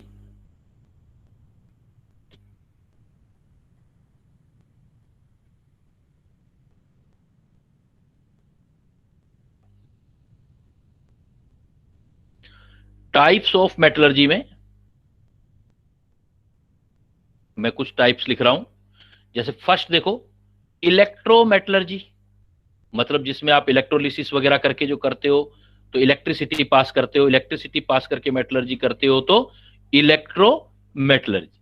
Electrometallurgy किसके लिए यूज होता है? देखो आपका एस ब्लॉक, ये याद रखना है आपने कि भाई इलेक्ट्रोमेटलर्जी तो बहुत सिंपल चीज हुई कि जहां इलेक्ट्रिसिटी यूज की वो इलेक्ट्रोमेटलर्जी है। ये किन में यूज होगा? बहुत रिएक्टिव मेटलों में यूज होगा। तो एग्जांपल याद करने अपने, एस ब्लॉक और एल्यूमिनियम में इलेक्ट्रोमेटलर्जी यूज होती है, इलेक्ट्रोमेटलर्जी। दूसरा टाइप है मेटलर्जी का पायरोमेटलर्जी। एक से ज्यादा भी स्टेप यूज हो सकते हैं, इलेक्ट्रिसिटी और हीट। पायरो का मतलब होता है बेटा हीट। अगर हम हीट यूज करते हैं, हीटिंग करते हैं, तो हीटिंग से जहां भी मेटलर्जी हम यूज करते हैं तो उसको हम पायरोमेटलर्जी कहते हैं। तो हीटिंग जहां यूज होगी वो पायरोमेटलर्जी। ये किसके अंदर है? जो आपने मैग्नीज है, जिंक है, क्रोमियम है, आयरन है, जहां भी हीट आएगा, टिन है, पीबी है, सीयू है, तो आपने सीक्वेंस वाइज याद किया था, तो Mn जिंक, उसके नीचे क्रोमियम, आयरन, फिर टिन, पीबी, सीयू, ये आया था ऊपर वाली वो लिस्ट जो याद की थी, उसमें सीक्वेंस वाइज है ये। तो इनके अंदर हम पायरोमेटलर्जी मतलब हीट यूज करते हैं। ये सबसे इंपॉर्टेंट है हाइड्रोमेटलर्जी। हाइड्रोमेटलर्जी हमें समझना है पहले कि भाई हाइड्रोमेटलर्जी होता क्या है और कैसे होता है। तो हाइड्रोमेटलर्जी में 2 स्टेप्स यूज होते हैं बेटा हाइड्रोमेटलर्जी में। पहले तो ये क्या करता है, किसी सूटेबल सॉल्वेंट में किसी मेटल के ओर को डिसोल्व करता है। It involve dissolution of metallic ore in suitable solvent. उससे क्या होता है, वो मेटल जो होता है मेटेलिक ओर सोल्यूबल हो जाता है और इंप्यूरिटी इनसोल्यूबल रह जाती है, यानी कि मेटल सोल्यूबल होके अलग हो जाता है, इंप्यूरिटी इनसोल्यूबल होती है, तो उसको हम फिल्टर कर लेते हैं। अब क्या कर लेते हैं, जो मेटल हमने सोल्यूबल बनाया उस मेटल को आप किसी दूसरे मोर रिएक्टिव मेटल से रिप्लेस कर देते हो, डिस्प्लेसमेंट रिएक्शन करते हो। तो हाइड्रोमेटलर्जी मतलब रिडॉक्स रिएक्शन करते हो आप। तो हाइड्रोमेटलर्जी में 2 स्टेप होंगे हमेशा। पहले क्या होगा, आपका एक प्रोसेस होगा, इसको बोल देंगे केमिकल रिएक्शन। पहली जो केमिकल रिएक्शन होगी वो होगी for formation of soluble complex of metal. इस प्रोसेस को हम बोलेंगे केमिकल मेथड को केमिकल लीचिंग। इस प्रोसेस को हम बोलेंगे लीचिंग। तो किसी भी मेटल के ओर से मेटल को निकाल के उसको किसी सॉल्वेंट में डिसोल्व करके अलग कर लेते हैं, तो इसको बोलते हैं लीचिंग। तो ए स्टेप तो फर्स्ट पार्ट होगी हमेशा लीचिंग, और सेकंड फिर होगा मेटल डिस्प्लेसमेंट। मेटल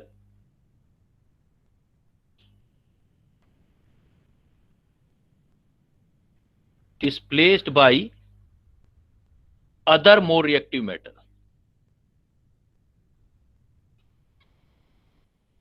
तो अगर हम किसी लेस रिएक्टिव मेटल को किसी मोर रिएक्टिव मेटल से रिप्लेस करके और सेपरेट करते हैं, ऐसा मेटलर्जी यूज करते हैं, तो that is known as hydrometallurgy. Hydro मतलब उन्होंने पहले सोल्यूबल जो बनाया है, हाइड्रो वाटर में सोल्यूबल किया इसलिए यूज किया है, और बाद में उसने क्या किया, डिस्प्लेसमेंट किया है। तो 2 कॉन्सेप्ट यूज करने, पहले सोल्यूबल कॉम्प्लेक्स बनाना है और फिर मोर मेटल से आपने उसको डिस्प्लेस करना है। देखो मैं अब आपको वापस कोऑर्डिनेशन केमिस्ट्री में ले जाता हूं। तो कोऑर्डिनेशन केमिस्ट्री में आपका ये एग्जांपल किए हुए हैं आपने, तो उससे अटैच करो तो बड़ी क्लियरली याद ही हो जाएगी साथ के साथ कि हम ये कहां यूज करेंगे। देखो ये जो हाइड्रोमेटलर्जी होती है मेनली हम यूज करते हैं लेस रिएक्टिव मेटल मतलब नेटिव मेटल के लिए। लेस रिएक्टिव मेटल क्या थी बेटा, जो वैसे ही बहुत सारी प्योर मेटल मिलती हैं लेस रिएक्टिव मेटल।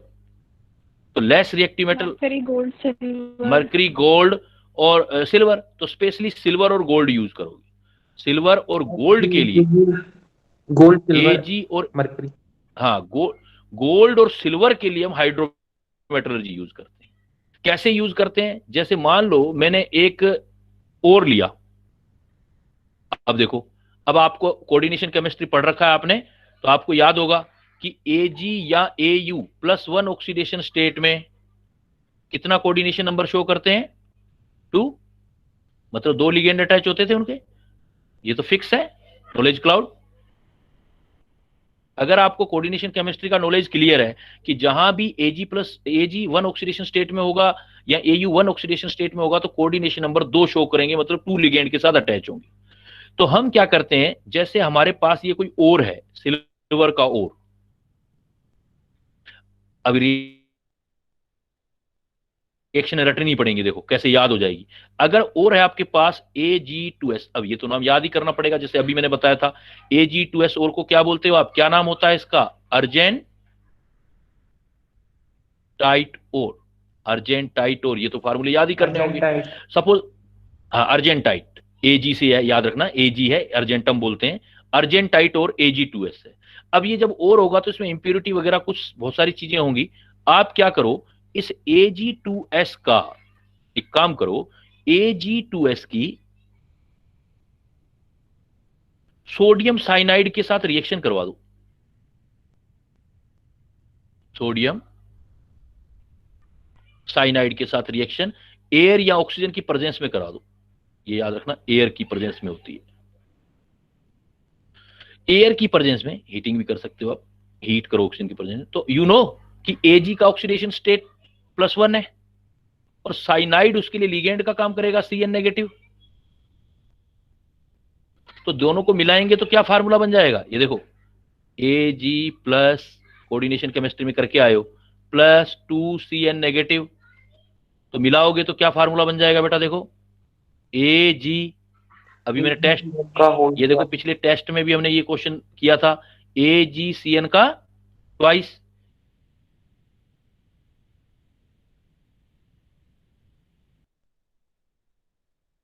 नेगेटिव, एक Ag पर +1 चार्ज है, 2 साइनाइड है, 2 नेगेटिव हुआ, दोनों को मिला दिया मैंने, AgCn ट्वाइस कॉम्प्लेक्स बन गया और Ag2n कॉम्प्लेक्स बन गया। तो इसमें कॉम्प्लेक्स बनते ही क्या होगा, चार्ज कितना आ जाएगा माइनस, तो उसको अगर n से आप सेटिस्फाई करोगे तो आपका देखो आंसर क्या बन गया, NaAgCn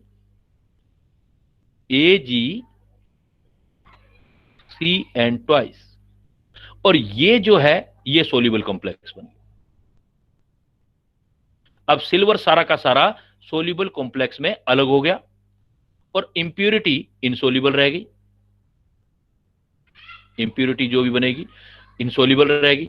तो पहला स्टेप तो ये हुआ, लीचिंग हो गया, इसको बोलेंगे लीचिंग, सिल्वर साइनाइड के साथ सारा आकर के सोल्यूबल कॉम्प्लेक्स हो गया, फिल्टर कर लेंगे, इंप्यूरिटी अलग हो जाएगी। तो ये रिएक्शन देखो, अर्जेंटाइट NaCN का एयर की प्रेजेंस में रिएक्शन किया आपने, तो सोल्यूबल कॉम्प्लेक्स बन गया NaAgCN ट्वाइस, और बाकी आपकी जो इंप्यूरिटी थी, जो भी आपकी जिस टाइप का भी इंप्यूरिटी है, जैसे Na2S वगैरह है, तो ये सारा आपका बाहर हो गया।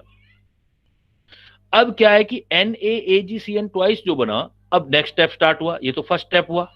फर्स्ट स्टेप कौन से वाला, ये जो मैंने बताया था अभी, केमिकल रिएक्शन, सोल्यूबल कॉम्प्लेक्स बनाना, ब्लीचिंग करना हाइड्रोमेटलर्जी में। और सेकंड स्टेप क्या बताया था बेटा मैंने, देखो आपको, metal displacement by other reactive metal. तो ये जो Ag कॉम्प्लेक्स लिया है, इसकी आप जिंक से रिएक्शन कर दो, NaAgCN ट्वाइस, इसकी आप जिंक से रिएक्शन करवा दो, तो जिंक जो है मोर रिएक्टिव मेटल है, जिंक इज मोर रिएक्टिव। अब देखो फिर कोऑर्डिनेशन केमिस्ट्री याद करो, जिंक का ऑक्सीडेशन स्टेट कितना होता है, कोई भी कंपाउंड होगा उसका ऑक्सीडेशन स्टेट बेटा +2 होगा, और इसका कोऑर्डिनेशन नंबर होता है 4। जिंक का ऑक्सीडेशन स्टेट +2 और कोऑर्डिनेशन नंबर होता है 4। तो जिंक का जो फार्मूला बनेगा, जो कंपाउंड बनेगा, उसमें साइनाइड 4 आएंगे, तो क्या बन सकता है, देखो अब रट्टा कहां है, देखो लोग सोचते हैं कि सर इनऑर्गेनिक है तो सिर्फ रटना ही होता है, ऐसा नहीं है, कंसेप्ट है, Zn2 पॉजिटिव है और इसके साथ 4 साइनाइड चले जाएंगे, 4 साइनाइड चले जाएंगे तो कॉम्प्लेक्स क्या बना, देखो ZnCN का होल 4 नेगेटिव 2 CN4, 4 देखो टोटल कितना हुआ, 4 नेगेटिव और 2 पॉजिटिव, नेगेटिव 2, 2 नेगेटिव को बैलेंस करने के लिए 2 सोडियम देने पड़ेंगे। तो रिएक्शन करके क्या बना हमारे पास, जब हमने इसका रिएक्शन किया तो हमारे पास जिंक का कॉम्प्लेक्स, जिंक इसको रिप्लेस कर देगा, इसकी जगह चला जाएगा, रिप्लेस करेगा तो कंपाउंड बन जाएगा Na2ZnCN4, और आपकी Ag बाहर आ जाएगी। इस Ag को आप अलग कर लोगे तो Ag आपकी अलग आ गई। तो आपने क्या किया, अर्जेंटाइट ओर में पहले NaCN के अंदर सोल्यूबल करके सारा Ag एक सोल्यूबल कॉम्प्लेक्स में बाहर ले लिया। अब Ag को बाद में डिस्प्लेसमेंट रिएक्शन के थ्रू, जिंक के थ्रू, ये रिडॉक्स रिएक्शन है, +-हुआ है, देखो यहां पर ऑक्सीडेशन स्टेट +1 था, यहां ऑक्सीडेशन स्टेट 0 हो गया, जिंक का यहां 0 था, यहां पर +2 हो गया, तो ये आपका ऑक्सीडेशन रिडक्शन मतलब रिडॉक्स रिएक्शन हुई है। डिस्प्लेसमेंट जो होता है, सिंगल डिस्प्लेसमेंट हमेशा रिडॉक्स होता है, डबल डिस्प्लेसमेंट रिडॉक्स नहीं होता। तो सिंगल डिस्प्लेसमेंट रिएक्शन हुआ है तो रिडॉक्स रिएक्शन हुआ है, और सिंगल डिस्प्लेसमेंट रिएक्शन से आपको मेटल मिल गया। तो जहां पर आपका सिंगल डिस्प्लेसमेंट और लीचिंग प्रोसेस होता है उसको हम हाइड्रोमेटलर्जी बोलते हैं। तो आपको एक की याद ही हो गई, आपकी Ag की याद हो गई, सेम आप Au भी कर सकते हो, ऐसे जैसा Ag किया वैसा बस Ag की जगह Au का सिंबल लगा देना। तो आप में एक चीज और कि ये रिएक्शन किया, सपोज ये वाला रिएक्शन देखो, थोड़ा Ag2S के साथ रिएक्शन किया आपने, Ag2S का NaCN से, तो चलो आपने सोल्यूबल कॉम्प्लेक्स भी बना लिया, साथ में क्या बना, देखो Na2S। अब ये Na2S क्या काम आएगा, तो ये NO2S, क्योंकि ऑक्सीजन तो दे ही रहे हो ना आप, ऑक्सीजन है और एक्वस सॉल्यूशन में रिएक्शन हो रही है, तो Na2S क्या करता है, ये NaOH बेस में कन्वर्ट हो जाता है, Na2SO4 और बेस और सल्फर में कन्वर्ट हो जाता है और सल्फर अलग हो जाती है। तो ये आपका देखो मेटलर्जी तैयार हो गया। तो मेटलर्जी के टाइप कितने टाइप के बेटा? मेटलर्जी अभी तक कितने टाइप कर लिए? रिपीट कर दो एक बार। पहला कौन सा? इलेक्ट्रोमेटलर्जी। इलेक्ट्रोमेटलर्जी किसको बोलते हैं? सर इसमें जहाँ इलेक्ट्रिसिटी यूज इलेक्ट्रॉन होती है, ट्रांसफर। यहां पर इलेक्ट्रिसिटी पास हो उसको इलेक्ट्रोमेटलर्जी बोलेंगे। इलेक्ट्रिसिटी पास करना, ये किस किस के मेटल में यूज करोगे इलेक्ट्रोमेटलर्जी आप? क्या बताया मैंने एस अभी? देखो, ब्लॉक और aluminium. S block. S block जो बहुत रिएक्टिव मेटल होते हैं, एस ब्लॉक और एल्यूमिनियम में यूज करोगे आप। दूसरा मैंने बोला पायरोमेटलर्जी। पायरो का मतलब क्या होता है बेटा? हीट। जहां भी हीटिंग दे दी, ज्यादातर देते ही हो, कोई भी मेटलर्जी करोगे तो ज्यादातर हीटिंग आती ही है, तो उसमें मोस्ट ऑफ केसेस में हीटिंग होती है, मतलब हम पायरोमेटलर्जी भी यूज करते हैं। फिर मैंने थर्ड जो आपको दिया हाइड्रोमेटलर्जी। तो हाइड्रोमेटलर्जी की क्या पहचान है? कौन से दो प्रोसेस होते हैं हाइड्रोमेटलर्जी में? वन वर्ड में बताओ दोनों process. Sir Bleaching and displacement reaction. Solvent. पहला तो होगा मेटल का सोल्यूबल कॉम्प्लेक्स बनाना, मेटल सोल्यूबल कॉम्प्लेक्स फॉर्मेशन। पहला क्या होगा? मेटल का metal soluble soluble complex complex formation. Formation. और सर दूसरा स्टेप सेकंड क्या होगा होगा? Single displacement reaction redox. हाँ, single displacement redox reaction. Double displacement कभी रिडॉक्स नहीं होती, सिंगल डिस्प्लेसमेंट रिडॉक्स होती हैं। सिंगल डिस्प्लेसमेंट और रिडॉक्स रिएक्शन मतलब आप डिस्प्लेसमेंट करोगे, तो इसको हम हाइड्रोमेटलर्जी कहते हैं। क्लियर?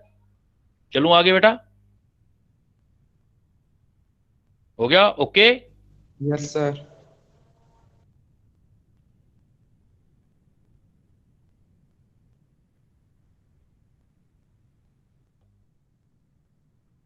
अब आ जाओ, अब कौन सा प्रोसेस आपने यूज करना है भाई एक्सट्रैक्शन में?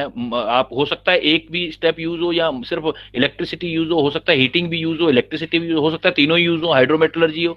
तो क्या चीज आपने, कौन सी चीज क्या यूज करनी है, ये आपकी डिपेंड करेगी कि नेचर ऑफ और क्या है, नेचर ऑफ मेटल क्या है, इम्प्योरिटी किस टाइप की है, उसको देख करके हम ये सारी चीजें यूज करते हैं। तो हमारे पास अगर एक्सट्रैक्शन ऑफ मेटल करना है, तो एक्सट्रैक्शन ऑफ मेटल किस पर डिपेंड करेगा? अगर हम देखें तो एक्सट्रैक्शन ऑफ मेटल डिपेंड जो करता है बेटा, वो नेचर ऑफ मेटल का और as well as nature of impurity. Metal के और पे भी डिपेंड करेगा और इंप्योरिटी पे भी डिपेंड करेगा, कौन सा मेथड यूज करेंगे। फिर भी क्या है कि कुछ जनरल स्टेप हम बना सकते हैं एक मेटलर्जी में। कोई भी आप मेटलर्जी करते हो तो स्टेप्स ऑफ मेटलर्जी हम बना सकते हैं जनरली, किसी भी मेटल के स्टेप्स ऑफ मेटलर्जी। स्टेप्स में देखो, पहला जो मेथड होता है, इसमें क्या होता है, मशीनों से हम क्या करते हैं, डिगिंग करते हैं, खुदाई करते हैं, माइनिंग करते हैं और बड़े बड़े पीस बाहर निकालते हैं। तो मिट्टी वगैरह भी बहुत सारी साथ में होती है, तो सबसे पहले उन बड़े पीस को फिर मशीनों में डाल के छोटे पीस में कन्वर्ट किया जाता है। तो उस कन्वर्ट को बोलते हैं, जो पहला स्टेप होता है वो होता है आपका क्रशिंग बोलते हैं इसको। क्रश करना, छोटा करना, बड़े पीस को छोटे में कन्वर्ट करना, क्रशिंग। क्रश करते हैं। क्रश के बहुत सारे नाम हैं। क्रश, ग्राइंडिंग भी बोल सकते हो, पीसना जिसको बोलते हो, क्रश करना या ग्राइंडिंग करना, या एक टेक्निकल वर्ड भी यूज होता है बेटा, क्रशिंग, ग्राइंडिंग, या इसको हम बोलते हैं पल्वराइजेशन। पल्वराइजेशन। तो पहला स्टेप जो होता है वो आपका, मैं अब आइडिया दे रहा हूं क्या क्या स्टेप होते हैं। सबसे पहले बड़े बड़े पीसेस को छोटे छोटे पीसेस में कन्वर्ट कर देते हैं, that is known as pulverisation. Pulverisation के बाद क्या है, इसमें अब छोटे पीस करके इसमें मिट्टी या अर्थी जो मटेरियल होता है, जो भी अर्थी या स्टोनी रॉकी मटेरियल होता है, उसको हम अलग करते हैं। इस प्रोसेस को बोलते हैं हम ड्रेसिंग या कंसंट्रेशन। तो नेक्स्ट स्टेप आएगा कंसंट्रेशन ऑफ ओर। साफ करते हैं, धोते हैं, जिससे क्या मिट्टी वगैरह दूर हो जाए। कंसंट्रेशन ऑफ ओर या ड्रेसिंग बोलते हैं। जैसे किसी को चोट लगती है, पट्टी करनी हो, तो डॉक्टर पहले क्या करता है, थोड़ा सा अल्कोहल लेकर के ऊपर उसको रब करता है कॉटन से लेकर के, जिससे इंप्यूरिटी वगैरह, मिट्टी वगैरह हट जाए, ड्रेसिंग। तो यही काम किया जाता है। दूसरा स्टेप होता है कंसंट्रेशन ऑफ ओर, मतलब ड्रेसिंग। अब कंसंट्रेशन ऑफ ओर जो होता है वो आपके दो मेथड से हो सकता है, केमिकल मेथड या फिजिकल मेथड। ड्रेसिंग जो होती है कोई केमिकल रिएक्शन करवा के कर सकते हैं, रिएक्शन ना किसी प्रोसेस से करते हैं। जब केमिकल ड्रेसिंग होती है तो इसी को अभी जो हम केमिकल ड्रेसिंग जो कर रहे थे, अभी इंप्योरिटी को रिमूव किया था, लीचिंग बोलते हैं। जो आपने सोल्यूबल कॉम्प्लेक्स बनाया था वो केमिकल मेथड था, आपका लीचिंग था। फिजिकल में क्या है कि वो डिपेंड करता है कि फिजिकल मेथड में आप क्या यूज कर सकते हो। जैसे मान लो आप वेट के हिसाब से अलग करते हो तो ग्रेविटी सेपरेशन बोल सकते हो आप, ग्रेविटी सेपरेशन वेट के हिसाब से दूर करते हो। अब वो सारा बताऊंगा मैं आपको नेक्स्ट क्लास में, अभी तो सिर्फ स्टेप आपको इंट्रोड्यूस कर रहा हूं मैं कि क्या क्या स्टेप यूज कर सकते हैं हम, कैसे हम जो है एक मेटलर्जी में मेटल निकालने में क्या क्या कॉमन स्टेप यूज करते हैं। तो कॉमन स्टेप में देखो, फिर मैंने आपको बताया कॉमन स्टेप के अंदर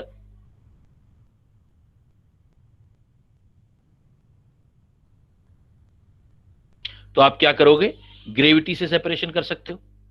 ग्रेविटी से नहीं हो सकता है तो मैग्नेट से कर सकते हो, मैग्नेटिक सेपरेशन,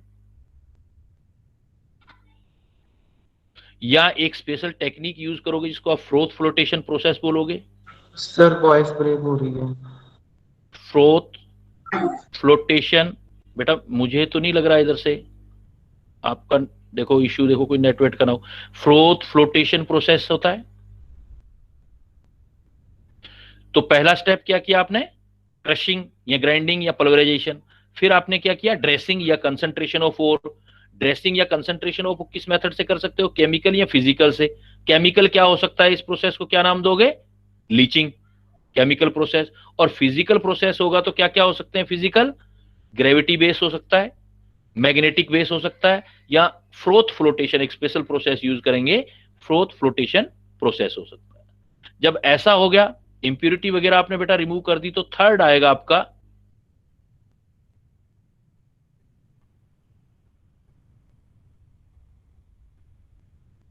फॉर्मेशन ऑफ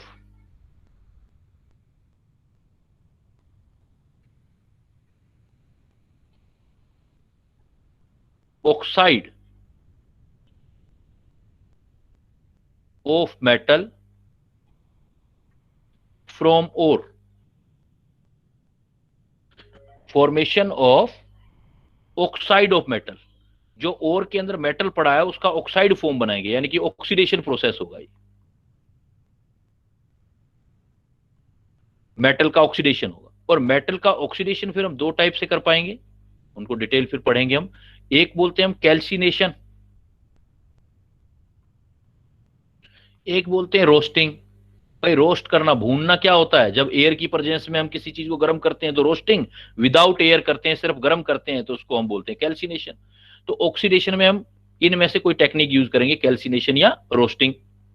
अब मान लो आप में ओर का ऑक्साइड हो गया, तो फोर्थ स्टेप आ जाएगा बेटा हमारा रिडक्शन ऑफ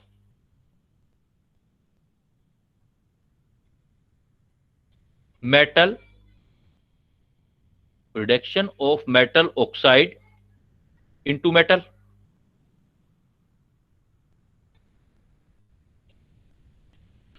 जो हमारे पास मेटल ऑक्साइड बन गया है उसका अब हम रिडक्शन करेंगे, ये सबसे इंपॉर्टेंट पॉइंट होता है। तो ये डिसाइड होता है भी कौन सा मेटल किस में करते हैं। तो डिफरेंट मेथड अभी मैंने बताए थे, देखो क्या क्या मेथड हो सकते हैं इसमें। इलेक्ट्रिकल था, जो मोस्ट रिएक्टिव मेटल के लिए यूज किया था, इलेक्ट्रिकल। दूसरा मेथड किसके साथ था रिडक्शन, किसके साथ, इलेक्ट्रिकल रिडक्शन, या रिडक्शन किसी और स्पीसीज से, जैसे रिडक्शन बाय कार्बन था, रिडक्शन बाय कार्बन। फिर आपने किया था रिडक्शन बाय एल्यूमिनियम। फिर मैंने बताया था किस जगह पे सेल्फ रिडक्शन,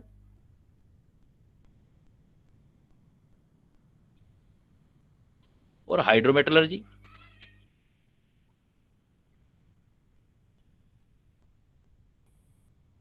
तो रिडक्शन मेथड किया था, तो इससे क्या हमें मेटल मिल जाएगी। याद है बेटा इलेक्ट्रिकल रिडक्शन किस किस के लिए यूज किया था, अभी मैंने बताया था स्टार्टिंग में।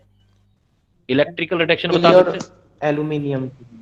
हाँ एल्यूमिनियम तक, एल्कली मेटल ऊपर वाले, लिथियम था, लीके काका ने बताया, जो बताया था लिथियम था, के था मतलब पोटेशियम था, Na था, सोडियम, एल्यूमिनियम तक। रिडक्शन बाय कार्बन याद आ रहा है बेटा, क्या बताया था reduction by carbon? Reduction by carbon zinc था, जैसे जिंक, आयरन, लेड, ये दिए थे। रिडक्शन बाय एल्यूमिनियम दो स्पेशल बताए थे, दो ही बताए थे सिर्फ। Reduction by manganese and chromium वाले ऑक्साइड, मैग्नीशियम क्रोमियम इसके अंदर आ गए थे, मैग्नीशियम क्रोमियम। सेल्फ रिडक्शन बताए थे 3, सेल्फ रिडक्शन वाले कौन से ऑक्साइड होंगे? तो देखो उसमें मैंने बताया था आपको, मरकरी, कॉपर भी होता है, मरकरी होता है, लेड होता है। तो कॉपर, मरकरी, लेड, तो ये जो है, तो ये क्यूबा हंगरी जो है, क्यूबा मतलब QPBHG, तो ये तीनों सेल्फ रिडक्शन। हाइड्रोमेटलर्जी मैंने बताया था आपको, less reactive metal, native metal होती है, जैसे Ag, Au में, इनके लिए रिडक्शन करने में हम इस चीज का यूज करते हैं। तो जब आपके पास मेटल भी आ जाएगी बेटा, रिडक्शन ऑफ मेटल हो जाएगा, तो लास्ट हमारे पास स्टेप होगा प्यूरिफिकेशन ऑफ मेटल। थोड़ी बहुत इंप्योरिटी रह गई है, तो लास्ट में हम उसका करेंगे प्यूरिफिकेशन। जो आप प्यूरिफिकेशन यूज करोगे,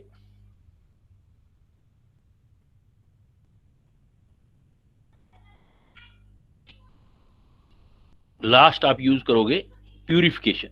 तो देखो प्यूरिफिकेशन यूज करोगे, तो प्यूरिफिकेशन के वैसे जनरल मेथड तो कई होते ही हैं आपके, लेकिन कुछ स्पेसिफिक मेथड भी होंगे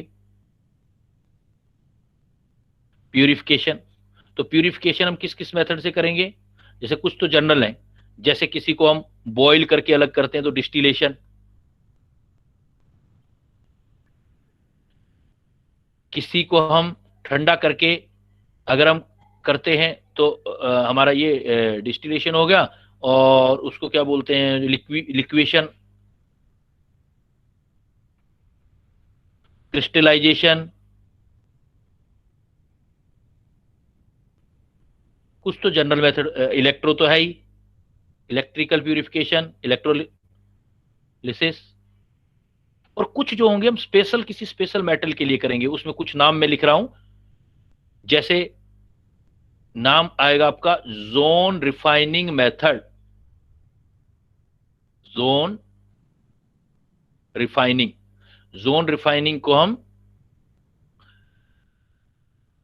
फ्रैक्शनल क्रिस्टलाइजेशन बोलेंगे, सिर्फ क्रिस्टलाइजेशन अलग है। ये जो होगा ये आपका होगा फ्रैक्शनल क्रिस्टलाइजेशन, ये जोन रिफाइनिंग। ऐसे ही एक होगा वान आर्केल मेथड, वान आर्केल, अलग अलग मेटल के लिए पहले नाम याद करने, जोन रिफाइनिंग, वान आर्केल। एक होगा मून प्रोसेस,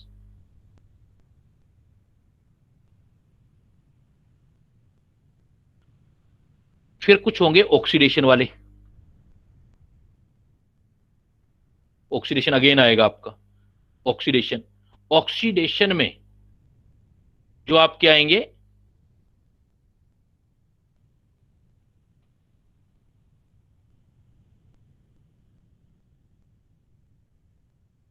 ऑक्सीडेशन में स्पेशल किसी वेसल्स के अंदर ऑक्सीडेशन करते हैं, जिसमें कुछ वर्ड आएंगे, देखो क्यूपेलेशन,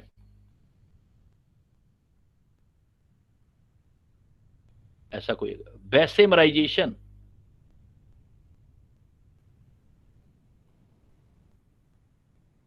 और भी कुछ स्पेशल पोलिंग वगैरह भी आएंगे, ऐसे वर्ड आएगा, पोल, पोल से पोलिंग।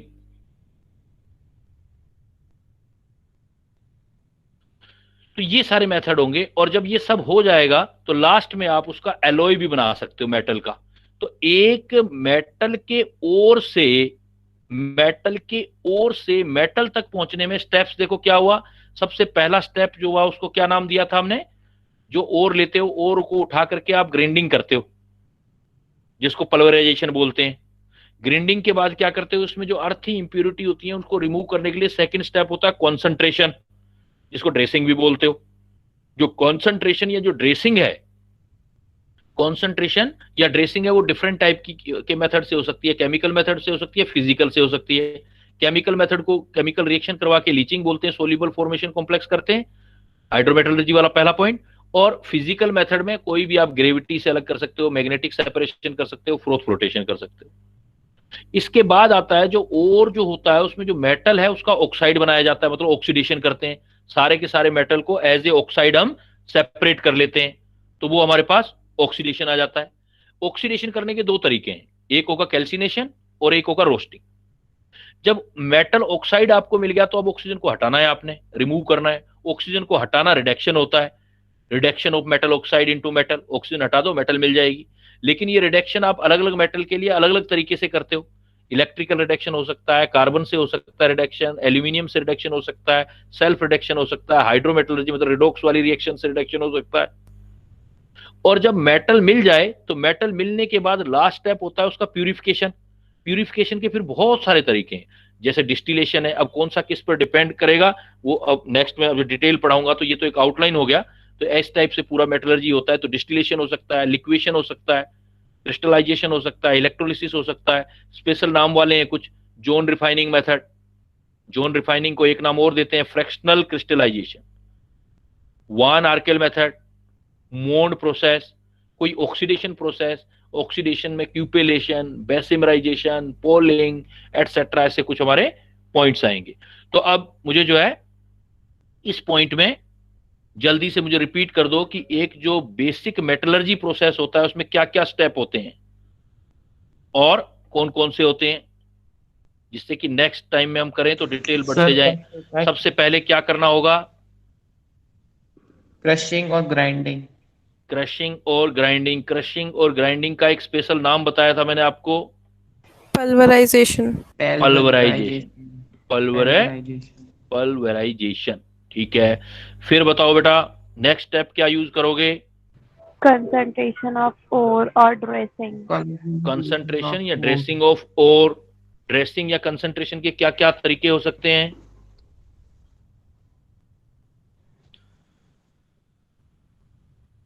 केमिकल और फिजिकल। केमिकल, जो कंसंट्रेशन का केमिकल मेथड होता है उसका क्या स्पेशल नाम है? लीचिंग, उसका नाम है लीचिंग। और फिजिकल मेथड है उसका क्या है, क्या क्या तरीका हो सकता है? Gravity separation. ग्रेविटी सेपरेशन का एक नाम और भी है बेटा, लेविगेशन। लेविगेशन, ग्रेविटी सेपरेशन को लेविगेशन भी बोल सकते हो आप, लेविगेशन। तो ग्रेविटी और ग्रेविटी के और क्या हो सकता है? Magnetic separation. Magnetic flotation. Froth flotation process. तो वन बाय वन डिटेल हम फिर नेक्स्ट में पढ़ेंगे। चलो मान लो आपने कंसंट्रेशन कर लिया किसी और का, तो अब नेक्स्ट स्टेप क्या होगा?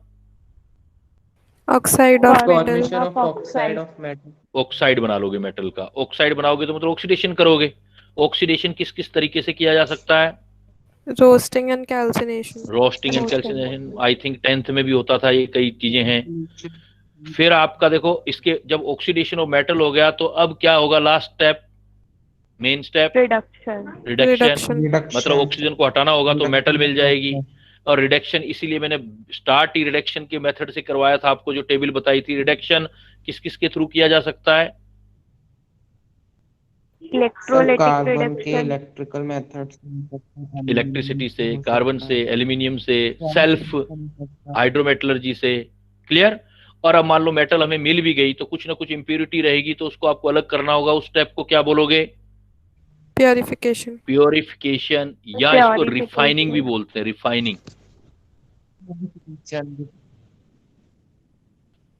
प्योरिफिकेशन या क्या बोलते हैं उसको? रिफाइनिंग। तो रिफाइनिंग किस किस तरीके से हो सकती है, क्या मेथड हो सकते हैं? डिस्टिलेशन, लिक्वेशन, क्रिस्टलाइजेशन, ये तो कॉमन है, बहुत कॉमन है। इलेक्ट्रोसिटी, ये तो बहुत कॉमन है। स्पेसिफिक कौन कौन से होंगे जो नए पढ़ोगे अब आप? नाम बताए मैंने कुछ नाम, van Arkel process, Mond process, zone refining method, oxidation method. Oxidation में क्या क्या नाम बताए? देखो क्यूपेलेशन, क्यूपेलेशन या पोलिंग या बेसिमराइजेशन। क्लियर? तो तब जाकर के हमें एक मेटल मिल जाएगी प्यूरिफाई। अब उस मेटल, जैसे आयरन मान लो मिल गया, अब आयरन को चाहो तो आगे एलॉय भी बना सकते हो आप, और कोई मिक्स करके आप उसके साइड प्रोडक्ट भी बना सकते हो। क्लियर? तो इसको अच्छे से चार्ट सा बना करके याद करना है, याद करोगे फिर हो जाएगा, क्योंकि एक क्वेश्चन कंपटीशन में आना ही है और बोर्ड में भी आना है आपके और कंपटीशन में भी आना है, एक क्वेश्चन रहता है हर बार। सर बोर्ड हैं बोर्ड में हटा दिया ना इस बार, तो शायद कम कर दिया, जो मेटलर्जी शायद नहीं है इस बार। ठीक है बेटा, तो ये आज का टॉपिक है सारा, फिर देखते हैं new class next time. Okay, now I am leaving.